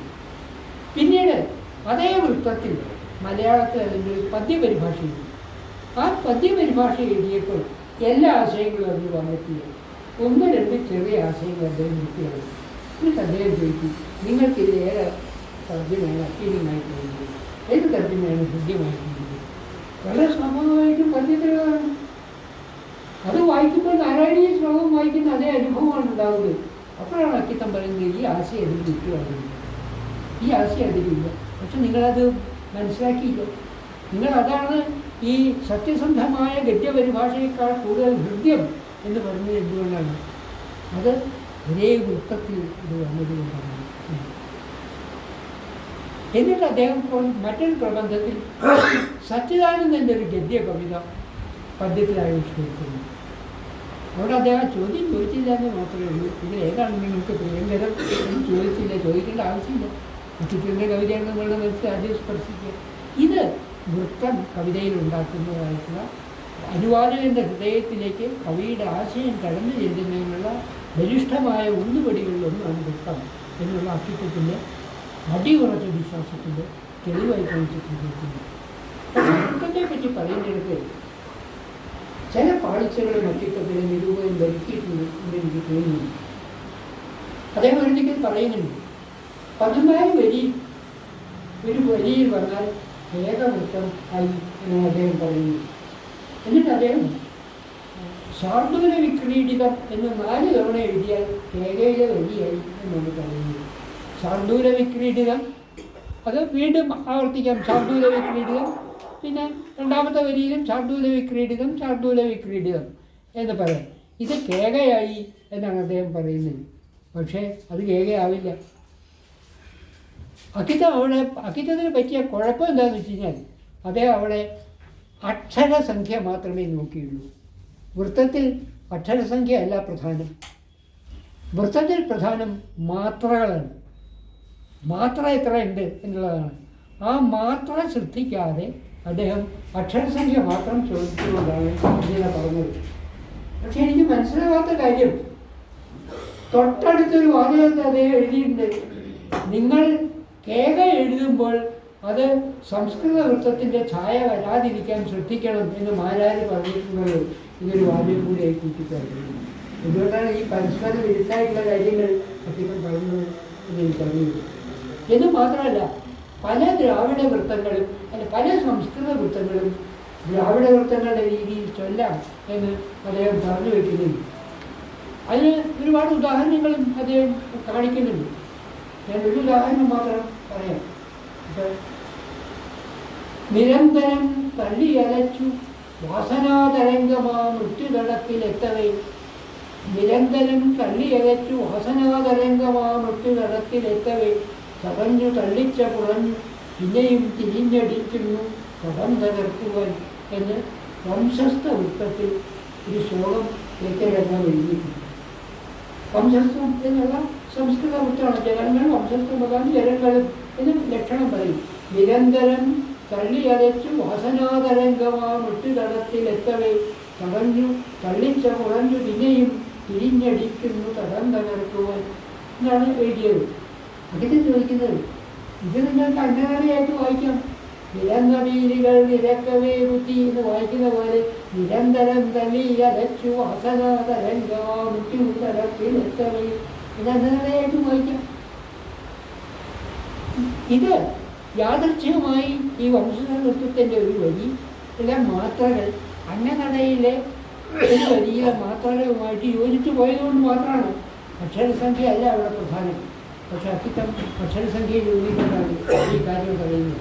ഈ തെറ്റ് പറ്റിയ ആദ്യം പറ്റിയ അക്കിത്തല്ല, ഈ തെറ്റ് ഏഴാരാജവർമ്മയ്ക്കും പറ്റിയിരുന്നു. 24 വൃത്തത്തിലെ പാട്ടുകളൊക്കെ ശ്ലോകങ്ങളാണ് എന്ന് വരുത്തിത്തീർക്കാൻ വല്ലാത്തൊരു ബുദ്ധിമുട്ട് അദ്ദേഹം പഠിപ്പിച്ചു. മാത്രമല്ല, ഈ നിരൂപകൻ എന്നുള്ള നിലയിൽ എഴുതി വരുമ്പോൾ ചില നോട്ടപ്പശകൾ അക്കിത്തം വരുത്തിയിട്ടുണ്ട്. സംസ്കൃത വൃത്തങ്ങളിൽ പാടി നീട്ടൽ എന്നൊരു പരിപാടി ഇല്ല എന്ന് അക്കിത്തം പറഞ്ഞു. ഒരു പരിപാടി ഉണ്ട്. സംസ്കൃത വൃത്തങ്ങളിലെ വരികളുടെ അവസാനത്തെ അക്ഷരം ചില സന്ദർഭങ്ങളിൽ പാടി നീട്ടാറുണ്ട്. വൃത്തഭംഗം ഇല്ലാതിരിക്കാൻ വേണ്ടി പാടി നീട്ടാറുണ്ട്. അവസാനത്തെ അക്ഷരം മാത്രമല്ല, കേരളവർമ്മ വലിയൊഴുത്തമ്പുരാൻ അദ്ദേഹത്തിൻ്റെ ഏറ്റവും പ്രശസ്തമായ വാസന്തീ മധുവർണ്ണ വാക്യം സജാതീയ ദ്വിതീയ അക്ഷരപ്രാസം തീർപ്പത് കൈരളി മഹിളതൻ മംഗല്യമാണ് ഓർക്കണം എന്ന പ്രസിദ്ധമായ ലോകത്തിൽ ഒരു വരിയുടെ നടുക്ക് വെച്ച് പരിഹാസം എന്നുള്ള വാക്ക് പരീഹാസം എന്നാക്കി തീർത്തതിന് അവിടെ പാടി നീട്ടിയതെന്ന് ചെയ്തു. വൃത്തഭംഗം ഇല്ലാതിരിക്കുക. ഈ വൃത്തഭംഗമില്ലാതിരിക്കുക എന്നുള്ളതാണ് കവിതയുടെ മുഖ്യ ലക്ഷണം. അതിന് അക്കിത്തം പറയുന്ന മറ്റൊരു ഉദാഹരണം കാളിദാസൻ്റെ ഒരു ശ്ലോകമാണ്. കാളിദാസൻ്റെ ഒരു ശ്ലോകത്തിൽ ഒരു വാക്ക് പ്രയോഗിച്ചത് വ്യാകരണ വിരുദ്ധം ആണ്. വ്യാകരണ വിരുദ്ധമല്ലേ ആ വാക്ക് എന്ന് ചോദിച്ചപ്പോൾ കാളിദാസൻ പറഞ്ഞത് അതെ, വ്യാകരണ വിരുദ്ധമാണ്. അതിന് പകരം മറ്റൊരു വാക്ക് പറഞ്ഞു തരും. മറ്റൊരു വാക്ക് പറയാൻ പറ്റിയില്ല. അപ്പം കാളിദാസൻ പറയാതെ പറഞ്ഞത് എന്താണ്? അല്പം വ്യാകരണ വിരുദ്ധമായാൽ പോലും വൃത്തം തെറ്റരുത് എന്നുള്ളതാണ് പ്രധാനം. കാരണം വായനക്കാരൻ്റെ സംസ്കാരവും എഴുത്തുകാരൻ്റെ സംസ്കാരവും ഒരേ തലത്തിൽ വർത്തിക്കുമ്പോൾ അത് കൂട്ടിച്ചേർക്കാനുള്ള പാലങ്ങളുടെ കൂട്ടത്തിൽ ഏറ്റവും ദൃഢമായ ഒന്നാണ് വൃത്തം. അത് സ്വീകരിക്കണം. ഇങ്ങനെയാണ് അക്കിത്തം അതിൽ പ്രധാനമായിട്ടും പറഞ്ഞതല്ലേ. മറ്റൊരു കാര്യം അദ്ദേഹം പറയുന്നത്, വേദത്തിൽ പറയുന്നത് 7 ഛന്ദസ്സുകളാണ്, അടിസ്ഥാനമായി 7 വൃത്തങ്ങളാണ് എന്നാണ് പറയുന്നത്. നമ്മളുടെ മന്ത്രങ്ങളൊക്കെ തന്നെ 7 വൃത്തങ്ങളിലാണ് കൽപ്പിക്കപ്പെട്ടത്. ഋഗ്വേദത്തിൽ ഒരുപാട് മന്ത്രങ്ങൾ. ഈ 7 ഛന്ദസ്സുകളിൽ ഏതെങ്കിലും ഒന്നാണ്. എന്താണ് ഈ 7ന് പ്രാധാന്യം? അതിന് ഉത്തരം പറയുന്നില്ല. തട്ടിക്കണ്ടില്ല, ചോദ്യങ്ങൾ ഇങ്ങോട്ട് ചോദിക്കുന്നുണ്ട്. സൂര്യരശ്മിക്ക് 7 നിറമെന്നത് എന്തുകൊണ്ടാണ്? നമ്മൾ വിദ്യവർണ്ണയെ പറ്റി പറയും. മഴവില്ലിന് 7 നിറമെന്നത് എന്തുകൊണ്ടാണ്? ലോകത്തെമ്പാടും ഒരാഴ്ചയിൽ 7 ദിവസം നമ്മൾ എന്തുകൊണ്ടാണ്? അതിന് നമുക്ക് ഉത്തരവില്ല. അതേപോലെ തന്നെയാണ് ഋഷി പറയുന്നതായിട്ടുള്ള ഈ സപ്തഛന്ദസ്സുകൾ. യാഗത്തിൽ അഗ്നിക്ക് 7 ജ്വാലകളാണെന്നും ഈ 7 ജ്വാലകളിലാണ് ഹോമദ്രവ്യം അർപ്പിക്കുന്നത് എന്നും പറയുന്നു. എന്തുകൊണ്ടാണ് ഇങ്ങനെ സംഭവിക്കുന്നത്? ഉത്തരവില്ലാത്ത ചോദ്യമാണ്. എന്തുകൊണ്ട് 7 വൃത്തങ്ങൾ അടിസ്ഥാനം എന്ന ചോദ്യത്തിന് ഉത്തരമല്ല പറയുന്നത്. നമുക്ക് ഉത്തരവില്ലാത്ത കുറേ ചോദ്യങ്ങൾ നിങ്ങളുടെ അർത്ഥത്തിൽ ചോദിക്കുകയാണ് ചെയ്യുന്നത്. സൂര്യരശ്മിക്ക് 7 നിറങ്ങളുടെ പോലെ ലോകത്തെ എല്ലാ ദിക്കിലും ആഴ്ചയ്ക്ക് 7 നിറങ്ങളുടെ പോലെ 7 വളരെ വിശിഷ്ടമായൊരു സംഖ്യയാണ് എന്ന് പറയുന്നത്. ജ്യോതിഷത്തിൽ 7ാം ഇടം ഭാര്യയാണ് എന്നും അത്യന്തത്തിൽ പറയുന്നുണ്ട്. തൻ്റെ കുടുംബജീവിതത്തിൻ്റെ വെളിച്ചം നൽകുന്ന പത്നിയെ ജ്യോതിഷം 7ാം ഇടം എന്നാണ് വിശേഷിപ്പിക്കുന്നത്. നോവലിൻ്റെയും നോവലിൻ്റെയും 7ാം ഇടങ്ങൾ എന്ന് പറയുന്നത്. അങ്ങനെ ജീവിത സംഗീതത്തിൻ്റെ താളക്രമം ഈ 7ൽ ഉറപ്പിച്ചു നിൽക്കുന്നു എന്നാണ് അദ്ദേഹം പറയുന്നത്. കുടുംബജീവിതത്തിൻ്റെ താളക്രമം 7ാം ഇടത്തിൽ ഉറച്ചു നിൽക്കുന്നത് പോലെ തന്നെ ആണ് അത്യന്തമാക്കാരി ചൂണ്ടിക്കാണിക്കുന്നത്.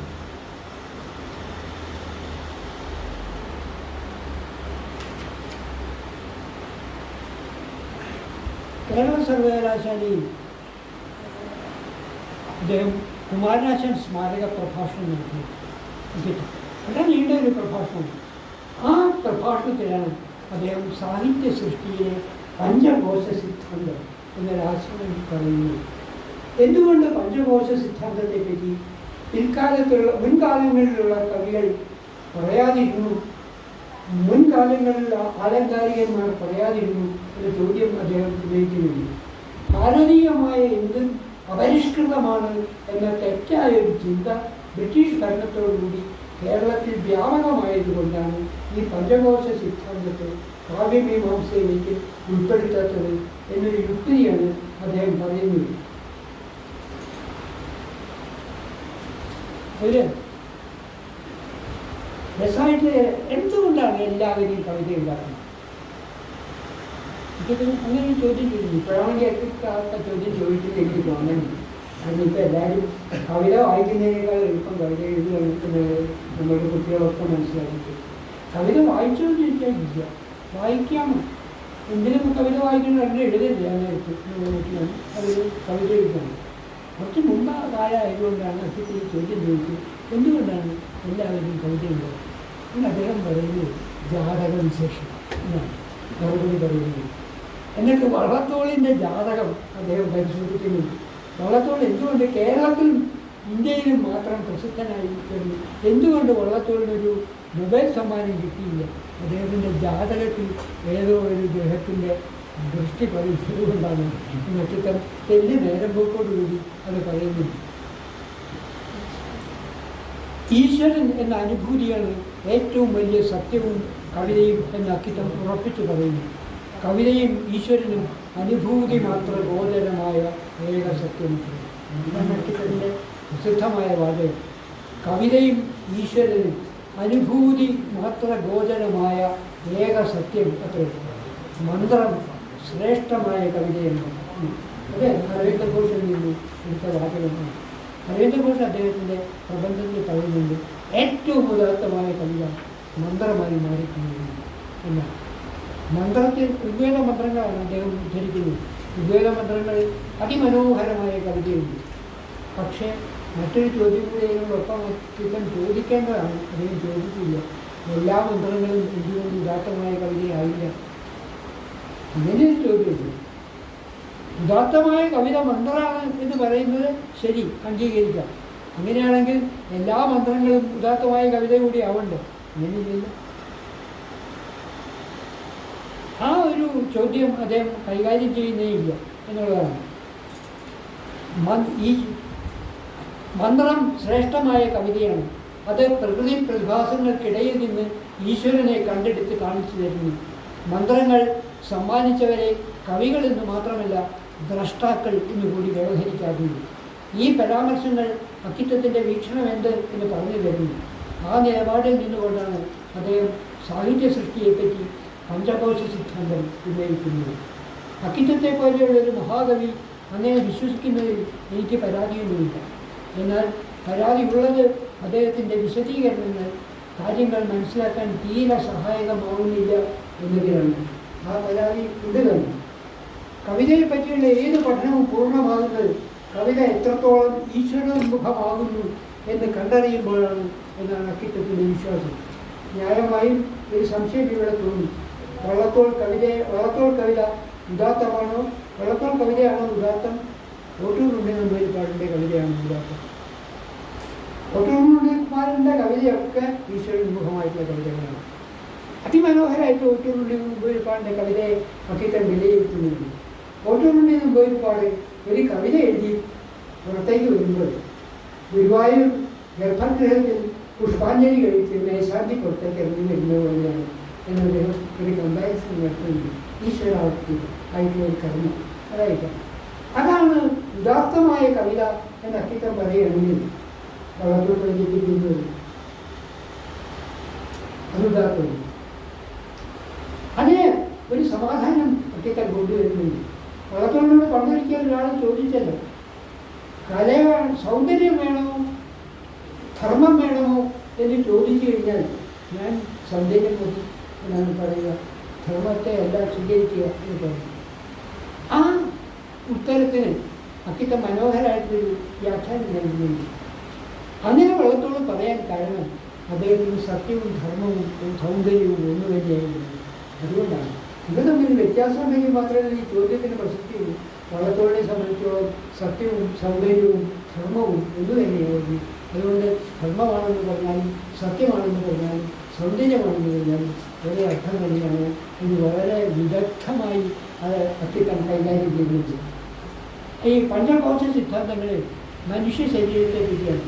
അന്നമയ കോശം, പ്രാണമയ കോശം, മനോമയ കോശം, വിജ്ഞാനമയ കോശം, ആനന്ദമയ കോശം എന്നിങ്ങനെ എന്നിവയ്ക്ക് കാവ്യരചനയുടെ പങ്ക് വിശദീകരിക്കാനാണ് തുടർന്ന് അക്കിത്തം ശ്രമിക്കുന്നത്. അന്നരസം കൊണ്ട് രൂപം കൊണ്ട് അതുകൊണ്ട് തന്നെ അഭിവൃദ്ധി നേടി അന്നരസമായ ഭൂമിയിൽ ലയിക്കുന്നതാണ് അന്നമയ കോശം എന്ന് അദ്ദേഹം വിശദീകരിക്കുന്നു. ഇതാണ് കവിതയുടെ സ്ഥൂല ശരീരം. എന്തൊക്കെ അദ്ദേഹം അതിൽ പറഞ്ഞിട്ടുള്ളത് ഞാൻ പല ആവർത്തി അത് വായിച്ചിട്ട് എനിക്ക് മനസ്സിലായേയില്ല. കവിത എഴുതുക എന്നുള്ള പ്രത്യക്ഷ പ്രക്രിയ നടത്തുന്നതാണ് ഈ സ്ഥൂല ശരീരം. അവിടെ അക്കിത്തം പറയുന്ന ഒരു കാര്യത്തോട് പക്ഷേ എനിക്ക് യോജിക്കുന്നതാണ്.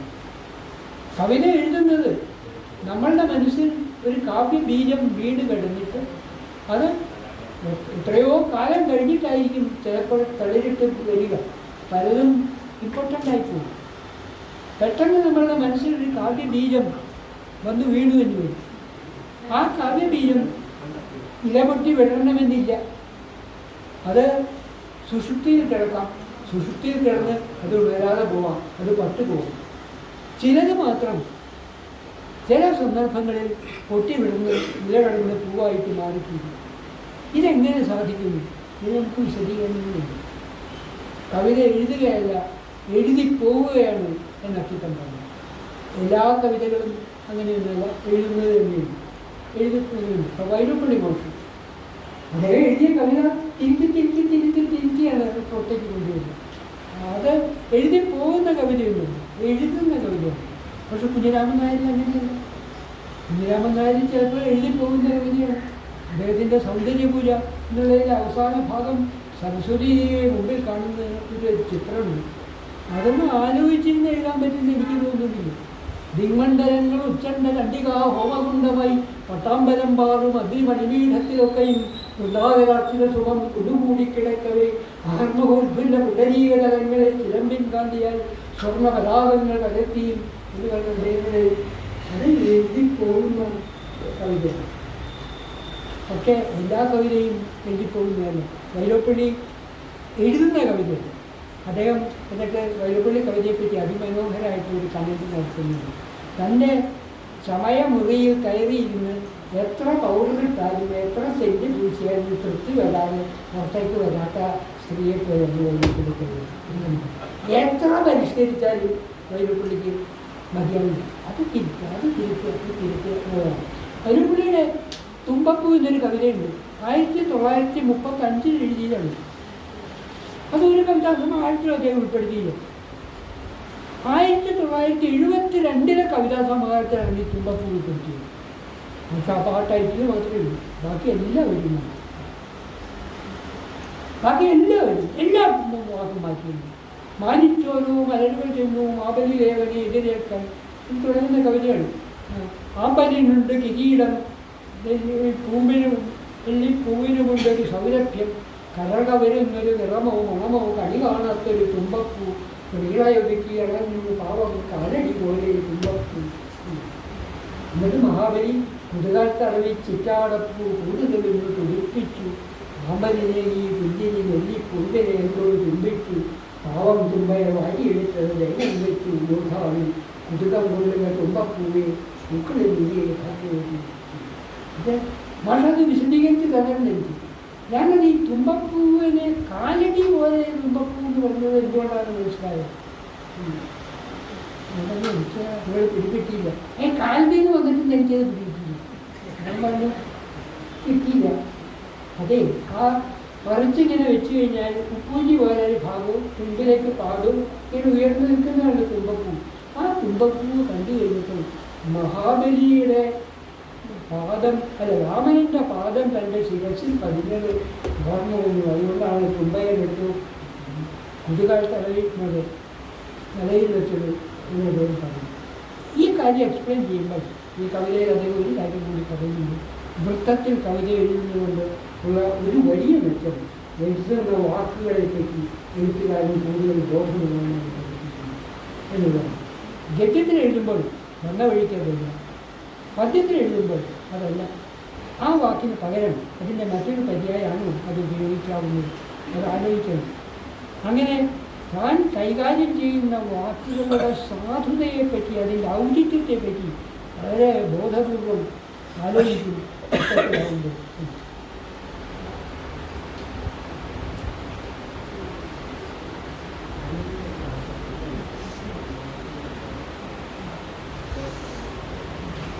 ഉടൻ മഹാദേവി ഇടത്തു കയ്യാലടിഞ്ഞ വാർപ്പുംപിഴലെന്നൊതുക്കി ജ്വലിച്ച കണ്ടുകൊണ്ടൊരു നോക്കി പ്രശസ്തനാകും പതിയോട് വെച്ചു. പറഞ്ഞതാണ് അവിടെ ഉരച്ചു എന്നാണ് വള്ളത്തോട് എഴുതിയത്. എന്തുകൊണ്ടാണ്? അപ്പുറത്ത് ജ്വലിക്കുകയാണ്. ജ്വലിക്കുമ്പോൾ ഈ തീപ്പെട്ടി ഉരയ്ക്കുന്ന ഈ ഒരയാണ് തീപ്പാടിക്കുന്നത്. അതുകൊണ്ടാണ് ഉരച്ചു എന്നുള്ള വാക്ക് അവിടെ ഉപയോഗിച്ചത്. ഇത് പദ്യത്തിൽ എഴുതുമ്പോൾ, വൃത്തത്തിൽ എഴുതുമ്പോൾ ഈ വാക്കുകളുടെ ഔചിത്യത്തെ പറ്റി നമ്മൾ കൂടുതൽ ആലോചിക്കേണ്ടി വരും എന്നദ്ദേഹം പറഞ്ഞു. ഇത് വളരെ പ്രധാനപ്പെട്ട ഒരു കാര്യമാണ്. സാഹിത്യത്തിലെ കവിയായ നിരൂപകൻ കണ്ടെടുത്ത വാക്കുകൾ ഒരുപാട് ഉദാഹരണങ്ങൾ നമുക്ക് ചൂണ്ടിക്കാണിക്കാൻ. ഇപ്പോൾ കുമാരനാശാൻ്റെ ഈ രേഖകളെ കാണിക്കുന്നു. തുടക്കം പദ്യം: പ്രണയപരവശി ശുഭം നിനക്കുണരുക, എന്തൊരു ദിക്കിൽ നിൻ പ്രിയൻ ഗുണവരിഞ്ഞത് മോഹവിദ്രവിട്ട് ഉണരുക, ഞാൻ സഖിനില്ല മാധവി. ലൈല മജ്നു എന്നുള്ള പ്രസിദ്ധമായ പേർഷ്യൻ കവിതയെ ആസ്പദമാക്കിക്കൊണ്ടാണ് ലീല എഴുതിയത് എന്നൊരു കഥയുണ്ട്. ആ ലൈല എന്നുള്ള പേരിനോട് സമാനത തോന്നുന്ന മട്ടിലാണ് ലീല എന്നുള്ള പേര് കൽപ്പിച്ചത്. പക്ഷേ ലൈല മജ്നുവിൽ ലൈലയ്ക്കൊരു തോഴിയില്ല. ലീലയിൽ കുമാരനാശാൻ ലീലയ്ക്കൊരു തോഴിയെ കൽപ്പിച്ചിട്ടുണ്ട്.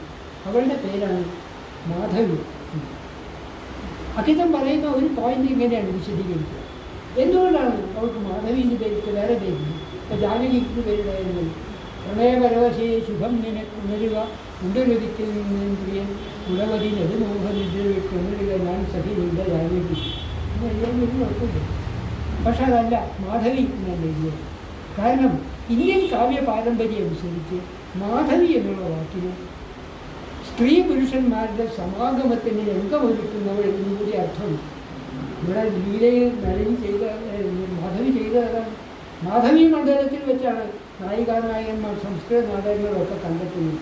ആ മാധവി ശബ്ദം തന്നെ അവർ ഉപയോഗിച്ചത് ഈ വൃത്തത്തിൽ എഴുതുമ്പോൾ ആ വാക്കിനെ പറ്റി ശ്രദ്ധിച്ചു. ഇങ്ങനെ വള്ളത്തോളും വൈലോപ്പിള്ളിയും ഹസനും ഒക്കെ ഈ പദങ്ങളിൽ ശ്രദ്ധിക്കുന്നു. ഈ പദസംസ്കാരം എന്ന് പറയുന്നത് വൃത്തനിബന്ധനയോട് ബന്ധപ്പെട്ടതാണ്. അതുകൊണ്ട് അത് വേണം. വൃത്തത്തെ ഉപേക്ഷിക്കുക മലയാള കവിതയ്ക്ക് നഷ്ടക്കച്ചവടമാണ് എന്ന് തന്നെയാണ് അക്കികൾ എടുത്തു പറഞ്ഞിട്ടുള്ളത്.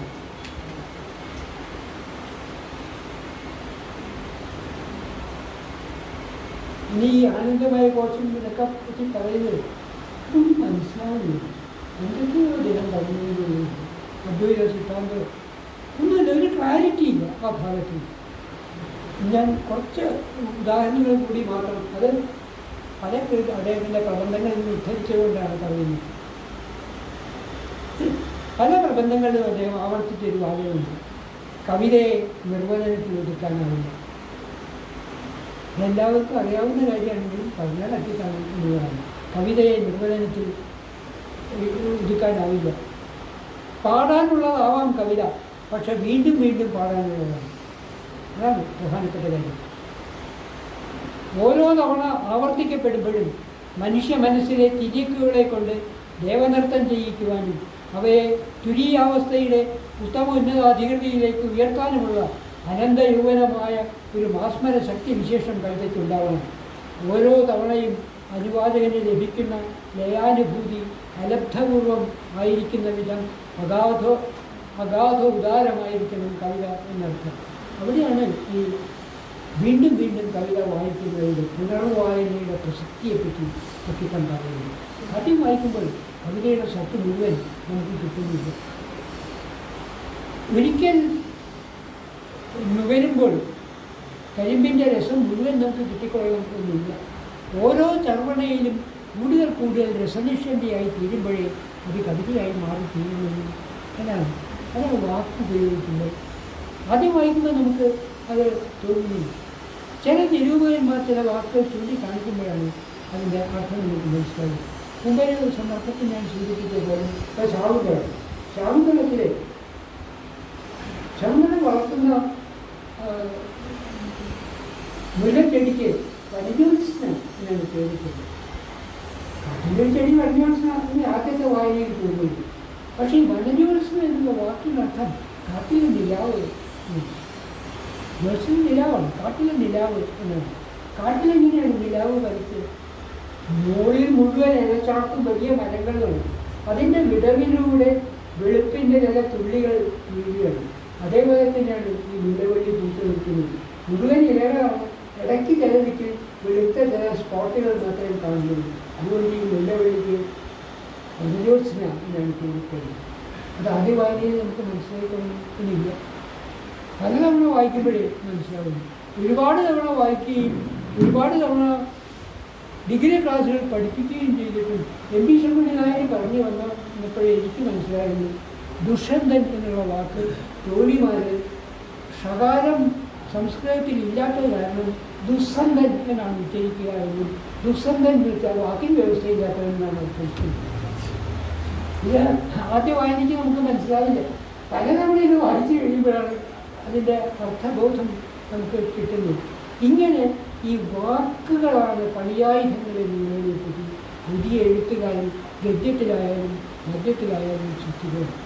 ഗദ്യത്തിൽ അക്കിത്തൻ ചൂണ്ടിക്കാണിക്കുന്ന രണ്ട് വലിയ എഴുത്തുകാരുണ്ട്. ഒന്ന് നിരൂപകനായ മാരാരൻ, മറ്റൊന്ന് OV വിജയനാണ്. ഒരു വാക്ക് ഉപയോഗിക്കുന്ന വിജയൻ ഉപയോഗിക്കുന്ന വാക്ക്, കോവിലൻ ഉപയോഗിക്കുന്ന വാക്ക്, മാരാരൻ ഉപയോഗിക്കുന്ന വാക്ക്, ഇതേ തൻ്റെ അസംസ്കൃത വസ്തു എത്രയ്ക്ക് മെരുക്കിയെടുക്കാൻ പറ്റും എന്നുള്ളതിനെ പറ്റിയാണ്. അതാണ് ഒരു എഴുത്തുകാരൻ വേണ്ടത്. അക്കിത്തത്തിൻ്റെ മറ്റൊരു രസകരമായ ഒബ്സർവേഷനാണ്, ഒരു കവിയെ പോലെ മറ്റൊരു കവിയില്ല, ഒരു കവിത പോലെ മറ്റൊരു കവിത. വളരെ സിമ്പിളായിട്ടുള്ള സ്റ്റേറ്റ്മെൻ്റാണ്.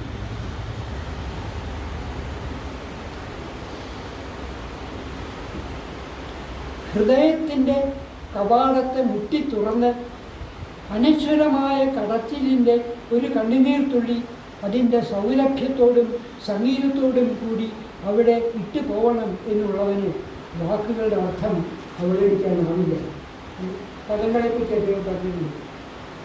വൈരൂപ്യത്തിൻ്റെ തെരുവിൽ ഇറങ്ങാത്ത കവി വാൽമീകിയോ വേദവ്യാസനോ കാളിദാസനോ സൗകര്യമോ ആവില്ല എന്നുള്ളതാണ്.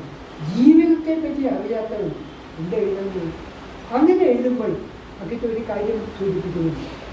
നിങ്ങളുടെ മനസ്സിൽ ഒരു കാവ്യബീജം വരുന്നു. ആ കാവ്യബീജം വന്നപാടെ എഴുതാൻ പറ്റില്ല, അതവിടെ ഉറങ്ങിക്കിടക്കുന്നു.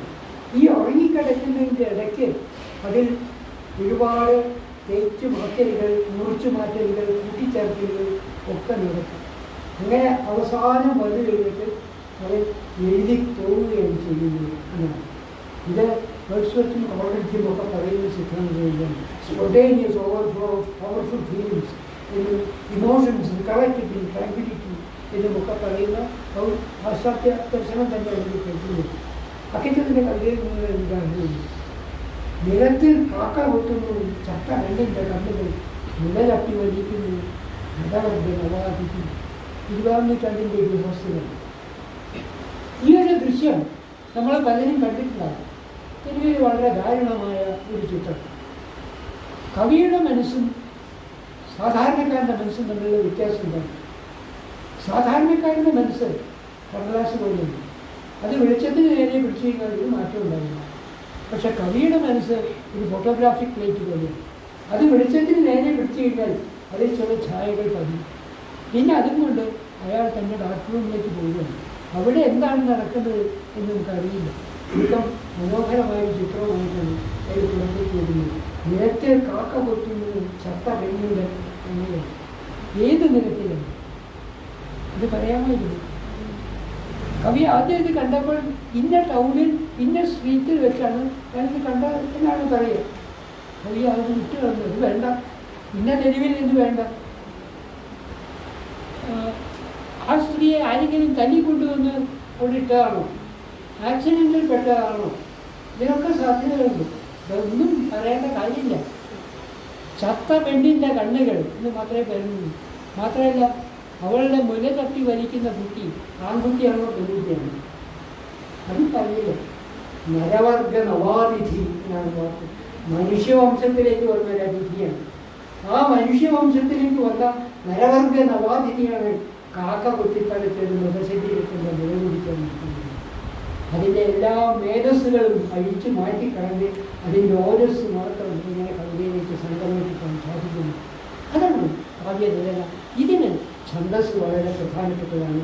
ഇതിന് നമ്മൾ തെരുവിലേക്ക് ഇറങ്ങണം, ജീവിതം കാണണം എന്നാണ് കുട്ടികൾ പറയുന്നത്. ജീവിതം കാണാത്ത ഒരിക്കലും കവിയാകാൻ സാധിക്കില്ല എന്നാണ്. പിന്നെ ഒബ്സർവേഷൻസിൻ്റെ കൂട്ടത്തിൽ ചില രസകരമായ ഒബ്സർവേഷൻസ് ഉണ്ട്. ഒരു കവിത വായിച്ചിട്ട്, കുഞ്ഞിരാമൻ നായരുടെ ഒരു കവിത വായിച്ചിട്ട് അക്കിത്തത്തിൻ്റെ ഒരു കമന്റ് ഉണ്ട്. ഈ കവിത കാളിദാസൻ വായിച്ചിട്ടുണ്ടെങ്കിൽ കുഞ്ഞിരാമൻ നായർ കൊഞ്ഞാടി എഴുതിച്ച് വായിക്കുന്നു. കുഞ്ഞിരാമൻ നായരുടെ കവിതയ്ക്ക് കാളിദാസ കവിതയുമായിട്ടുള്ള അടുപ്പത്തെപ്പറ്റി സൂചിപ്പിക്കുന്നൊരു ഭാഗം ആണ്. അതുപോലെ തന്നെ സാഹിത്യമീമാംസയിൽ ഭക്തി എന്നൊരു രസം ഇല്ല. ഇതൊക്കെ തന്നെ മനോഹരമായിട്ടുള്ള ഒബ്സർവേഷനാണ്. ഭക്തി എന്നൊരു രസമില്ല സാഹിത്യമീമാംസയിൽ. നവരസങ്ങളുടെ കൂട്ടത്തിൽ ഭക്തിയില്ലല്ലോ.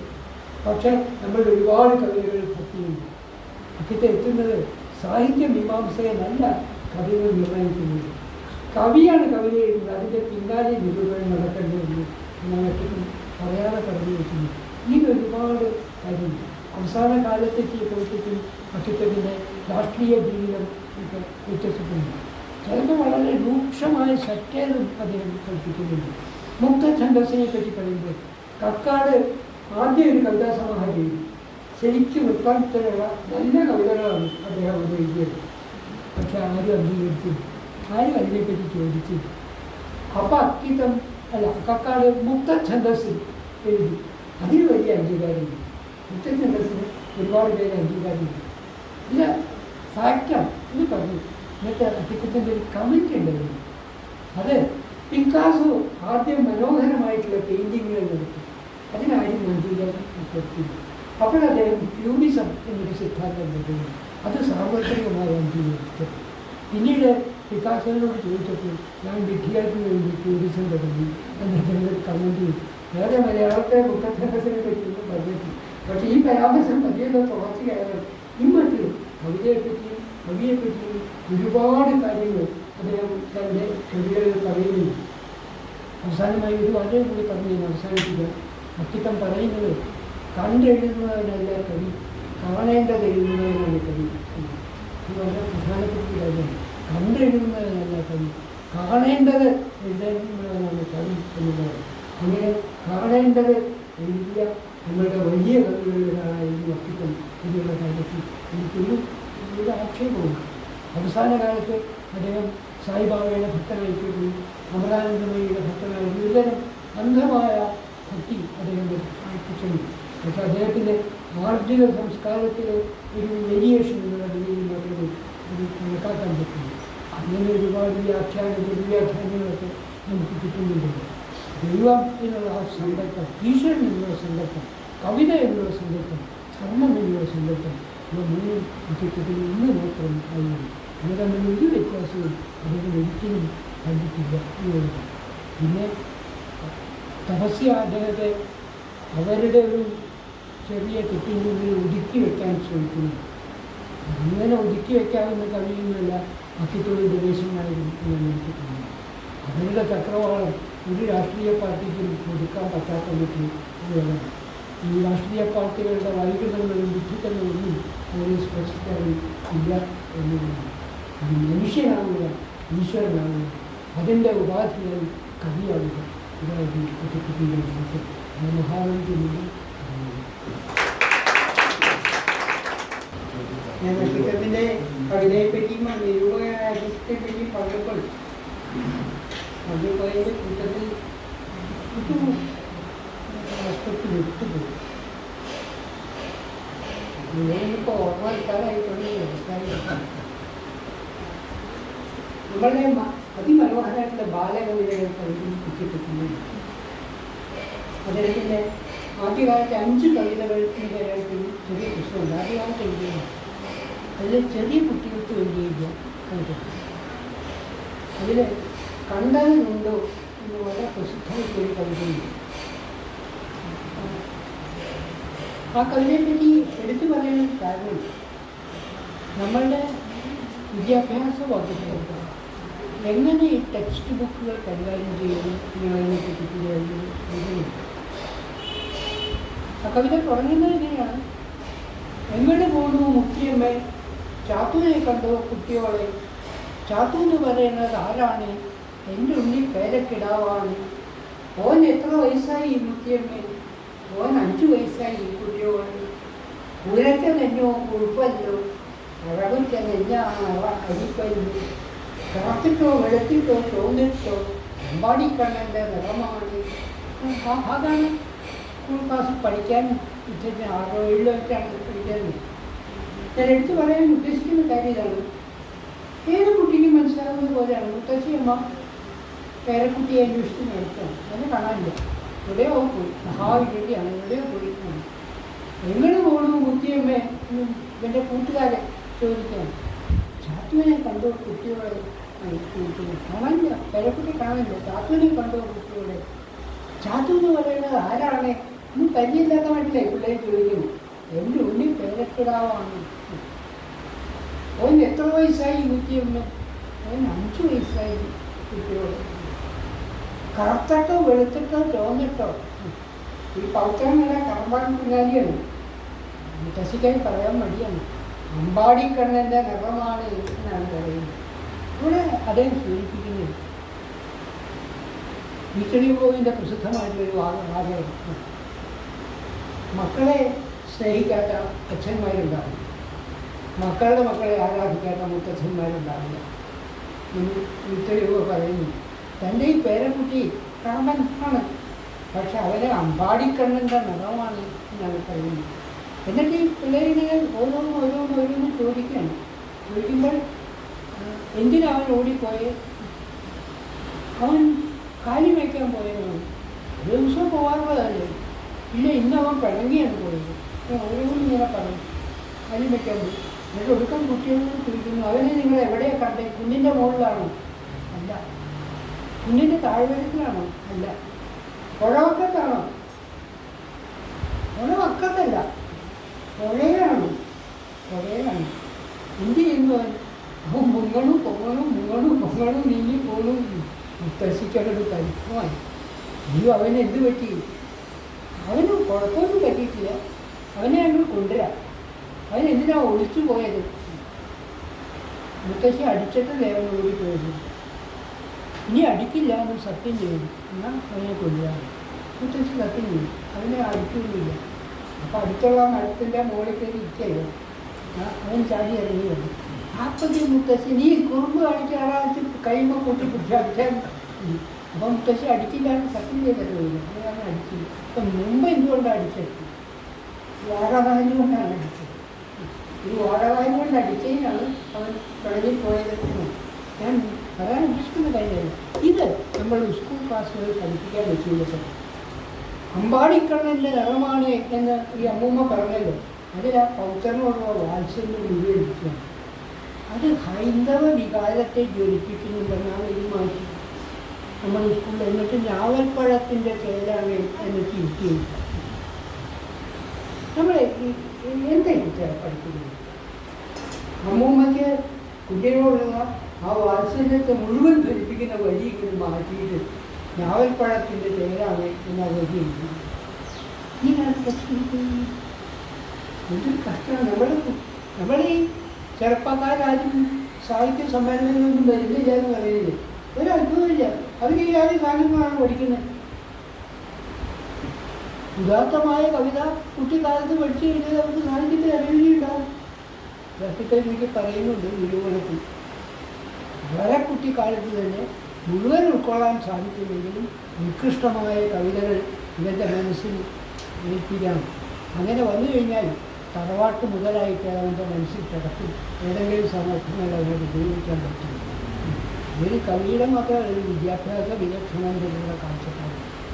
ഇങ്ങനെ ഒരുപാട് മനോഹരമായിട്ടുള്ള ബാലകവിതകൾ അദ്ദേഹത്തിന് നമ്മുടെ ഒന്നാം പാട്ടിലും രണ്ടാം പാട്ടിലും ഈശങ്കരത്തിൻ്റെ കവിതയില്ലാന്ന് പറഞ്ഞു.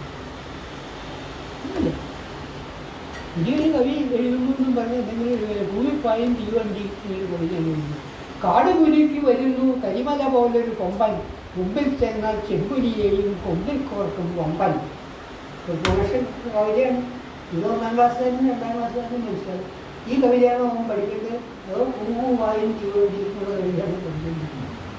അതാണ് പ്രശ്നം. അക്കിത്തത്തിൻ്റെ അതിമനോഹരമായിട്ടുള്ള ഇത് മാത്രമല്ല, അക്കിത്തത്തിൻ്റെ കവിതയിൽ നിന്ന് തിരഞ്ഞെടുത്ത കുറേ ഭാഗങ്ങൾ മാത്രമായിട്ട് നമ്മൾ ഇവിടെ കുമാരനാശാൻ്റെ കവിതയിൽ നിന്ന് തിരഞ്ഞെടുത്ത് ഗ്രന്ഥരൂപത്തിൽ ഫണ്ടിൽ പ്രസിദ്ധീകരിച്ചില്ല. അതുകൊണ്ട് പുസ്തകം വളരെ വിദ്യാപീഠം പ്രസിദ്ധീകരിച്ചില്ല. പല കവിതകളിൽ നിന്ന് തിരഞ്ഞെടുത്ത കവിതകൾ മാറ്റിയെടുക്കുന്നത് ആ പുസ്തകത്തിൽ. അതിൽ 3-4 പഠനങ്ങളുണ്ട്. അക്കിത്തത്തെപ്പറ്റി കൂടുതൽ വായിക്കുന്ന ആളുകൾക്ക് അത് എപ്പോഴും ഞങ്ങൾ പറഞ്ഞ് ചിരിക്കാറുള്ളൂ. അക്കിത്തം നേരങ്ങളോടുകൂടി പറയാറുമാണ്. അക്കിത്തത്തിൻ്റെ സമ്പൂർണ്ണ കൃതികൾ തന്നെ ഒരു വലിയ പുസ്തകം 1000 പേരോളം വരുന്നൊരു പുസ്തകമുണ്ട്. പുസ്തകമൊക്കെ ഉണ്ടായിട്ടുണ്ട്. അക്കിത്തം പറഞ്ഞ് ഇതിന് നിങ്ങൾ ശ്രദ്ധിക്കാത്ത വേറൊരു കാര്യം കൂടി ഉണ്ട് ഈ പുസ്തകത്തിൽ.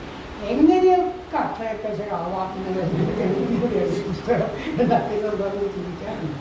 പക്ഷെ അതല്ല, ഒരുപാട് പഠനങ്ങൾ കെ.പി. ശങ്കരൻ്റെ ഒരു പുസ്തകമുണ്ട് അക്കിത്തത്തിൻ്റെ കവിതകളെ പറ്റി.